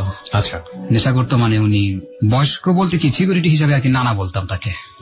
বয়সে তেমন ছিল না, 40-42 এরকম ছিল। উনিও গাঁজা খেত, ওই সিকিউরিটি গাঁজা খাওয়ার ফলে তো ওনার যে গন্ধটা, ওই গন্ধটা আমি থাকতে পারতাম না। আচ্ছা, ধূমপান যেটা গাঁজার গন্ধ, এই গন্ধটা আমার সহ্য হতো না। তো ওনার কাছে আমি 5 দিনের মতো থাকি। তো 5 দিনের মতো থাকার পরে আমি আমার ওই খাদিজাকে বলি যে দেখো আমার তো ওখানে থাকতে সমস্যা হচ্ছে, তারা নেশা করে, তোদের কাছে থাকা আমার চলবে না, তো তুমি কি বলো? মাসের 16-17 তারিখ এরকম। তো উনি বলে যে দেখো 1 তারিখ ছাড়া তো রুম ভাড়া হয় না, তো এই 15 দিন তুমি কিভাবে থাকবা, যেহেতু ওর কাছে থাকতে পারতেছো না। আমি সিকিউরিটির কাছে 5 দিন থাকি কষ্ট করে। তো এর মধ্যে আপনার বাড়ি থেকে কোনো যোগাযোগ করা হচ্ছে না আপনার সঙ্গে? না, আমার কাছে আমার তো ফোন নেই। আচ্ছা, সিম টিম সব ফালাই দিয়েছি। ওকে। তো ওই মেয়ের কাছে ফোন করে, আমার মা ফোন করে যে আমার ছেলে তোমার কাছে গেছে কিনা, হ্যান ত্যান। তো উনি এক পর্যায়ে না বলে, না করে দেয়, অস্বীকার করে না, আমার কাছে আসে নাই। সিকিউরিটির কাছে 5 দিন থাকার পরে উনি বলে যে আমি তোমাকে টাকা দিচ্ছি, তুমি চলতি মাসে অনেকই বাসা ভাড়া হয়, তো তুমি চলতি মাসে বাসাতে যাও, যা বাসা ঠিক করো, আমি অফিস করি আর তুমি যা ঠিক করো। আমি বুঝি আচ্ছা ঠিক আছে, তো আজকে ডিউটিটা করি, তো আমি একা বাসা দেখতে পারবো না, তোমাকে সাথে নিয়ে দেখতে হবে। তো বাসা জিজ্ঞেস করে যে কে কে থাকবে, তখন তো বাসাওয়ালা জিজ্ঞেস করবে যে বাসায় কে কে থাকবে। তো আমি বলবো যে আমরা দুজন জামাই বউ, এই কথাটা আমি ওকে বলতেছি। তো উনি আর আমি বাসা দেখতে যাই, বাসা অ্যাবসেন্ট করে যাই ফ্যাক্টরি থেকে। বাসা দেখতে যাওয়ার পরে তো 2 নম্বর মসজিদ মার্কেটের কাছে ইসুফ মিয়ার বাসায় আর কি যাই। ওখানে যাওয়ার পরে দেখি একটা চলতি মাসে ওরা লেখা আছে টু লেটের যে চলতি মাসে ভাড়া, চলতি মাস থেকে ওটা ভাড়া হবে, রুম খালি আছে। আমরা ওই ইসুফ মিয়ার সাথে কথা বলি, বাড়িওয়ালার সাথে কথা বলার পরে বলতেছে তোমরা কে, তোমরা দুজন? তা আমরা বলছি আমরা জামাই বউ। তো জামাই বউ উল্লেখ করে আমরা বাসা নিতাম। আচ্ছা, তো তখন তো আমরা বিয়ে শাদী করিনি, অবৈধভাবে আর কি। তো ছেলেরা আমার মুখের দিকে টেকে থাকতো, বয়সে মিলতো না, আমার বয়স অনেক কম, তার বয়স অনেকটাই বেশি, অনেক ব্যবধান। তো তারপরে কয় ঠিক আছে আমাদের তো বাসা ভাড়া দিতে হবে, টাকার প্রয়োজন, ওরা দিবি। তো বাসা দিল, তারপরে আমরা অবৈধভাবে 15 দিন থাকছি ওই বাসায়। অবৈধভাবে এবং অনৈতিক সম্পর্ক আপনাদের মধ্যে ছিল? থাকছি। 3-4 তারিখের মধ্যে আমার মা জানতে পারে যে আমি এভাবে ওই মেয়ের কাছে আছি। তখন আমার মা পাগলের মতো ছুটে চলে আসে যে ওর বয়স কি আর মেয়ের বয়সটা কি, এলাকার পোলাপনে যদি জানতে পারে যে তারা এরকম ভাবে মান সম্মানের প্রশ্ন, এটা কখনো মেলে না। ওরা যদি জামাই বউর পরিচয় দেয়, যেহেতু জামাই বউ পরিচয় হিসেবে বাসায় আছে, কিন্তু বাইরে কোথাও যদি ছেলেরা ধরে যে তোরা কে জামাই বউ, তার এটা একটা সমস্যা হয়ে দাঁড়াবে, যেটা তো বয়সে মেলে না, মানে মা ছেলের সমতুল্য এরকম হচ্ছে আর কি। তো মা এটাই বুঝেই আমার কাছে ছুটে চলে আসে, ছুটে আসলে মেয়ের নাম্বারে ফোন দেয়, তোমরা কোথায় আছো? বলে 2 নম্বর মসজিদ মার্কেট, ওখানে বাসা আছে। পরে মা এসে বলতেছে যে আমার ছেলে তোমার জন্য এতই পাগল, তোমার কাছে ছুটে চলে আসছে, তো যাক আমার ছেলেকে আমি তোমার সাথে বিয়ে করাবো। তো মা এই সিদ্ধান্ত বাধ্যতামূলক নেয়। নেওয়ার পরে ইতিমধ্যে ওর বাবাকে ফোন করেন যে আপনি আসেন, আপনার মেয়ে আমার ছেলেকে পছন্দ করছে, আমার ছেলে আপনার মেয়েকে পছন্দ করছে, তো আমরা উভয় পক্ষ থেকে এটা বিয়ে করাবো। এই কথাটা মেয়ের বাবাকে বল। মেয়ের বাবাকে বলার পরে উনি চলে আসে বরিশাল থেকে। আসলে পরে উনি যে একটা বুঝ দেওয়া আর মেয়েকে তা দেয় না, যে দেখো তুমি তো একদিকে বিয়ে হচ্ছে, 7 বছর সংসার করছো, সন্তানাদি হয় নাই, তো এরকম একটা অংবিবাহিত ছেলের জীবনটা তুমি কিভাবে নষ্ট করো, এরকম কোন হচ্ছে 11 শেষের দিকে, 2011 সালের শেষের দিকে। আজকে হচ্ছে 2015 সাল, এবং 2011 সালের এই ঘটনা যখন ঘটলো তখন আপনার বয়স কত? 16 বছর আর কি। 16 বছরের মতো বয়স তখন আপনার। ঠিক আছে, বলুন তারপর। তো তারপরে ঢাকায় আসলাম। আসার পরে তো অফিসে সবাই জানাজানি, 2জন অ্যাবসেন্ট করছি, 2জন আসেনি এতদিন ধরে ফ্যাক্টরিতে। তো ফ্যাক্টরি সবাই বলে এটা তুই ভালো কাজ করস নাই, তো অনেক দ্বিগুণ তোর খালার সামান্য বয়সের মেয়েকে তুই বিয়ে করছিস, মানে অনেকজন নানান কথা কয়, বিরূপ মন্তব্য করছে। তো এটা আর আমি তেমন গুরুত্ব দিতাম না। আমি তো ওই নতুন অবস্থায় যেমন আনন্দ ফুর্তি থাকে এরকম ওই মেয়ের সাথে আছি। তো যেই মাসটা ওনাকে নিয়ে থাকি অবৈধভাবে 15-16 দিন থাকার পরে আবার বাড়ি থেকে 3-4 দিন পরে ঘুরে আসার, বিয়ে করার পরে এসে যখন থাকি, তো ওই মাসে তো মেয়ের পেটে বাচ্চা হয়। তো আমি এটা বুঝতে পারি না, আর ওই মেয়েও আমাকে জানায় না যে আমার পেটে বাচ্চা। তো উনিও চাকরি করে, আমিও চাকরি করি, একই ফ্লোরে, আমাদের একই বস, একই সুপারভাইজার। তো থাকার পরে আমি 6 মাস পরে ওনাকে বলি যে, মানে গর্ভবতী যখন 6 মাস, তখন বলি যে তুমি পেটটা এত বাড়তেছে কেন? আমি তখন বুঝতে পারি না আর পেটে বাচ্চা। আমি মোটা হচ্ছি। উনি আমাকে এটা বলে যে মোটা। তুমি এর আগে কি ওনার বিয়ে হয়েছিল? হ্যাঁ, ওনার আগে বিয়ে হয়েছিল, 7 বছর সংসার করছে। আগের জামাইটার নাম ছিল এই ফিরোজ, এই আইডি কার্ডটা। ওকে, আর তখন ওই ঘরে কোনো সংসার থাকা অবস্থায় বাচ্চা কাচ্চা কিছু হয়নি? না, ও বলছে বিয়ের আগে বলছে যে আমার কোনো বাচ্চা কাচ্চা হয় না, এই জন্য আমাকে ছেড়ে দিয়েছে। আচ্ছা আচ্ছা। তো আমার পরে আসার কাছে তখন বাচ্চা এলো।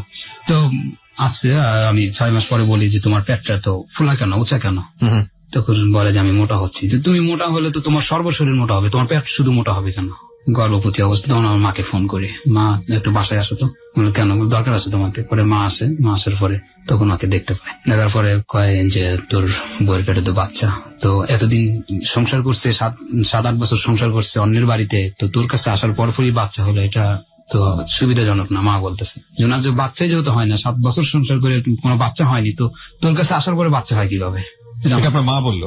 এটা আমার মা বললো। আমি কিছু মা যা হয়েছে, এটা বাচ্চা এটা আমারই হবে, কারণ আমি বিয়ের আগেও তো অবৈধভাবে তার সাথে আমি 15-16 দিন ছিলাম। তো মা এই কথা বলে, তো মা আমাকে একটা সিদ্ধান্ত দেয় বাচ্চাটা ফেলে দেওয়ার জন্য। তো ডাক্তারখানায় আমি যাই, ডাক্তার কাছে গেলে পরে কোনো ডাক্তার এটা নেয় না, কয় না এটা বয়স হয়েছে অনেক, 6 মাস বয়স। তো প্রথম বাচ্চাটা 8 মাস বা 8-9 মাসের মধ্যে ডেলিভারি, পুরো মাসটা যায় না, পুরো 10 মাস 10 দিন হয় না, এটা আগে ডেলিভারি হয়। তো ডাক্তারের নিষেধ করে। তো আমার এক পর্যায়ে খারাপ লাগে, 6 মাস বয়স বাচ্চার পেটে, গর্ভবতী 6 মাস, তো এই বাচ্চাটা ফেলে দেওয়ার প্রতি ঠিক হবে না, এটা আমি নিজের থেকে বলি আর কি। পরে ওটা আর ফালাই না।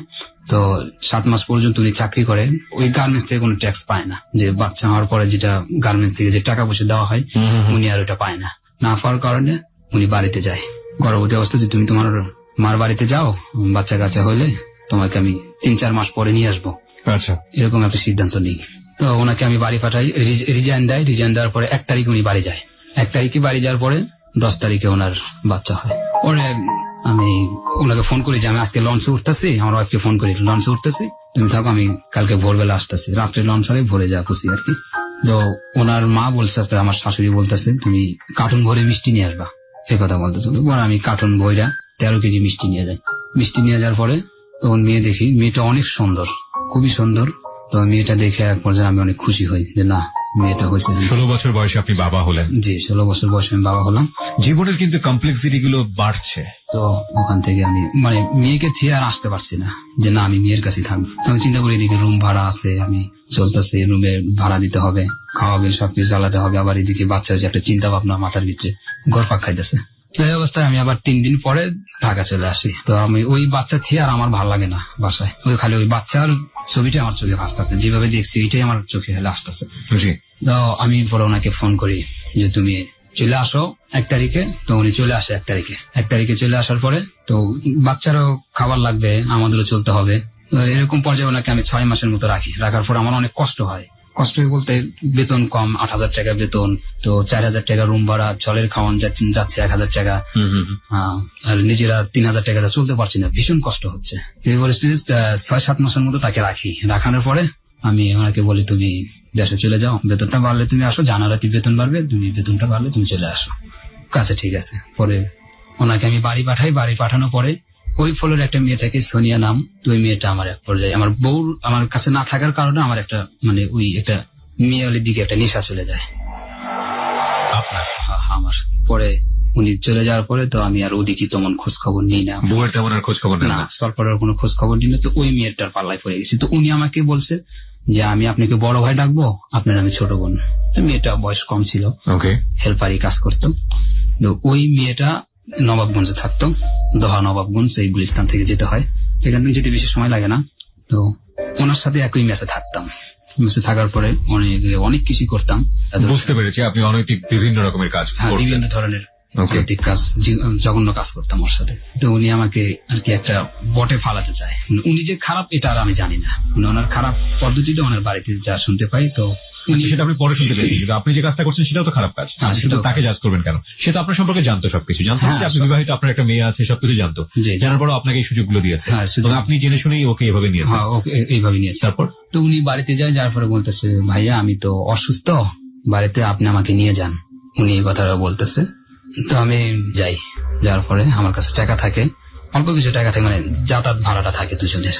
তোমাকে বলি দেখো তুমি চলে আসো, কয় যে না আপনি আমার বাড়ি পর্যন্ত আসেন। তো আমি নবাবগঞ্জে থাকি, তো ওনার নবাবগঞ্জ থেকে আরো 20 টাকা সিএনজি ভাড়া আর বাড়িতে। এটা হচ্ছে 16 করে গ্রামের নাম, 16 আর কি বলা হয়। তো ওখানে আসি, ওখানে আসার পরে তো উনি ওর ভাবির সাথে, ওনার মাও নেই বাবাও নেই, আর উনি একাই, আর ওর একটা ছোট্ট বোন আছে, আর ওর সৎ ভাইরা আর কি। তো ওর সৎ ভাইটা অনেক খারাপ। তো উনি ওর সৎ ভাইয়ের সাথে ঝগড়া করে, সৎ ভাই আর ভাবির সাথে ঝগড়া করে যে আমাকে টাকা দেন, আমি গাড়ি ভাড়া নিয়ে যাবো। আমি বলছি দেখো তুমি ঝগড়া করার কোনো কারণ নেই, আমার কাছে টাকা আছে, তুমি চলে আসো। তো বিকেল হয়ে গেছে, বিকেল বলতে আপনার 6টা 6:30 বেজে গেছে, মাগরিবের পরে। এরকম বেজে যাওয়ার পরে তো উনি তো ঝগড়া করতে থাকে, আমি ওর বাড়ি পর্যন্ত যাওয়ার সাহস হয় না। এমন করতে করতে রাতের 8টা বেজে গেছে। তো 9টার ভিতরে নবাবগঞ্জ থেকে এখানে কোনো গাড়ি আসে না, এই গুলিস্তানে কোনো গাড়ি আসে না। তো মোটরসাইকেল নিয়ে ওর কাছে চলে যাই, যার পরে ওখানে মোটরসাইকেল ভাড়া হয়, আসি। আসার পরে উনি বলে যে আচ্ছা তাহলে চলেন। আমি রাত্রে ওখানে যাইতে যেতে তো মোটরসাইকেল আধা ঘন্টার মতো সময় লাগবে, ঘুরে যেতে হবে আর একটু। তো ওনাকে নিয়ে চলে যাই। চলে যাওয়ার পরে ওই নবাবগঞ্জে যখন ফুসি, ওই সময় কিছু লোকজন মোটরসাইকেল নিয়ে আসে, এসে ওই মেয়েকে মেয়েটা আমি পিছন থেকে একটু ফোন দেওয়ার কথা খালি বলে যে আমি এই জায়গাটায়, আমি শুধু এইটাই স্পষ্ট ভাবে শুনি যে আমি এই জায়গাটায় আছি। তো এই জায়গার জন্য কথা বলে, তখন ওই আর একটু সামনে যাওয়ার পরে নবাবগঞ্জ পাও হবো আর কি, নবাবগঞ্জের সীমানায় ওই জায়গাটাই 5-6টা মোটরসাইকেল আসা ওই মোটরসাইকেলকে আটকানোর পর ওই মেয়েকে বলে এই ছেলেকে, কয় আমার খালাতো ভাই। কয় তোর খালাতো ভাই? আমি তোর গ্রামে থাকি, তোর খালাতো ভাই আমরা চিনি না? কই আমি পছন্দ করি এই হিসেবে খালাতো ভাই। যখন এই কথাটা বলে মোটরসাইকেল থেকে আমার নামানোর পরে ওই জায়গায় চট থাপ্পড় দেয়। তারপরে ওখান থেকে চলে আসি ক্লাবে নেয়, ক্লাবে নেওয়ার পরে ক্লাবে মার দেয়, মার দেওয়ার পরে বিচার হয়। বিচার মানে আমরা দুজন, তো আমাকে জিজ্ঞেস করতেছে তুমি এর আগে এখানে কতবার আইছো, মেয়ের সাথে কতবার অবৈধ সম্পর্ক করছো। ওকে, এটা মুরব্বীরা জিজ্ঞেস করতেছে। আমি বলছি না, মেয়ের সাথে কোনো অবৈধ সম্পর্ক নাই, উনি আমাকে ফোন দিচ্ছে বা উনি আমাকে ঠিকানা দিচ্ছে, এই ঠিকানা মূলক আমি এখানে আসছি, আমি আগে পরে এখানে কখনো আসি নাই। উনি ঠিকানার বিদায় দিচ্ছে, আমি আসতে পারছি। তো এই মেয়েটা আমি ওকে ফাঁকিয়ে মানে একসাথে আসি, মুরব্বীরা সামনে সাইডে আসি, তবে বলি তুমি জিজ্ঞেস করে যে তুমি আমাকে বিয়ে করতে রাজি হবে, তুমি এবার না করো না। তো ওনাকে ফাঁকি নিয়ে যা বলে যে তুই এই ছেলেকে না কর, তুই বিয়ে করিস না। ঠিক আছে, যে আমরা দুজন পছন্দ করতাম, পছন্দের খালাতো ভাই হিসেবে। আপনি মেয়েটাকে বলেছেন যে তোমাকে যদি বলে বিয়ে করার জন্য তুমি রাজি হয়ে যাও? হ্যাঁ, রাজি হয়ে যাবা। কেন বলেছেন এটা? কারণ আপনি তো অলরেডি বিবাহিত। মানে এটা যদি বলে আর কি, তারা ও আমাকে বিয়ে করবে আর কি, এরকম পর্যায়ে নিয়ে আসে মেয়েটা। না, এটাকে আপনি রাজি ছিলেন মেয়েটাকে বিয়ে করার জন্য? হ্যাঁ, আমি ওকে বলছি আমি যদি ওখানে রাজি না থাকে তাহলে তো আমাকে ওখানে শেষ করে দেয়। আপনি সেই জন্য রাজি হয়েছেন? হ্যাঁ, সেই জন্য মানে বাঁচার জন্য আর কি রাজি হয়েছেন। তো মেয়েকে বলেছেন যদি বিয়ে করার কথা বলে তাহলে আলটিমেটলি তুমি স্বীকার করবা? তুই স্বীকার করবা। আচ্ছা, তারপরে ওরা কি বলে মেয়েকে? যে বিয়ে করিস না? হ্যাঁ, তুই বিয়ে করিস না। তো ওই সময় মেয়েটা বলে না যে ইনি বিবাহিতা বা এনার ছেলে পেলে আছে, ইনি ওদেরকে বলে নাই বা কেউ আমাকে বিশ্বাস করতো না, যে কম বয়স যেহেতু। তো মুরব্বীরা এরকম করার পরে মেয়েটাকে ফাঁকি নিয়ে যায় বলে তুই হয়তো না কর, দেওয়ার পরে কি করি, আর সাইজ করতেছি, আর সাইজ করে নারী নির্যাতনের মামলা দিয়ে জেলখানায় ঢুকিয়ে দিতেছি, এই কথা মেয়েকে বলে। ওকে, ওই কথা বলার পরে তো আমাকে ওখানে আটকে রাখে। তো রাত্রে ওরা রাখে পায়ে শিকল দিয়া ওই ইয়ার সাথে বেঁধে রাখে। আপনাকে? হ্যাঁ, আমাকে বেঁধে রাখে। তো দুজন দুই সাইডে থাকে। তো আমি ওদেরকে একটা বলি যে তোমরা পুরুষ মানুষ দুজন দুই সাইডে থাকার পরে ঘরের মেন গেটটাই তালা দেওয়া থাকার কারণে তোমরা আমার শিকলটা বাঁধছো। আবার অনেক রিকোয়েস্ট করি যে ভাই শিকলটা খোলেন, আমার রাত্রে ঘুম হবে না, আমার শিকলটা খোলেন। তো ওদেরকে বলে ওই কথা বলি, কয় না আমাদের মুরব্বীর নিষেধ, শিকল খোলা নিষেধ, আমরা শিকল খুলতে পারবো না। তো ওরা দুজন দুই সাইডে থাকেন। তো রাত্রে আমার একটু কম হয় না, না হলে পরে মার কাছে ফোন করি, মাকে ফোন করলে পরে মা ছুটে চলে আসে। বগুড়া থেকে সুজনবাবগঞ্জ আসে, ঠিকানা উল্লেখ আসে, মানুষ শিক্ষিত মানুষ আসলে পরে তো এরা এখান থেকে লোভ দেখায় যে মেয়ের হে আছে, তে আছে, হ্যান আছে, ত্যান আছে, তো মেয়েকে আমরা বিয়ে করাই দেবো, তোমাদের ছেলে অনেক কিছুই পাবে। মাকে এই কথা বলে। তো মা স্বীকার করেন না এখানে যে অলরেডি বিবাহিত বা এরকম? না, মা এই কথা বললে তো আমি তো ওই জায়গায় মার খাই যে তুই নির্যাতন মামলা দিয়ে। হ্যাঁ, যে তুই একটা বিবাহিত বাচ্চা কাচ্চা আছে, কেন এই মেয়ের সাথে এরকম করছো।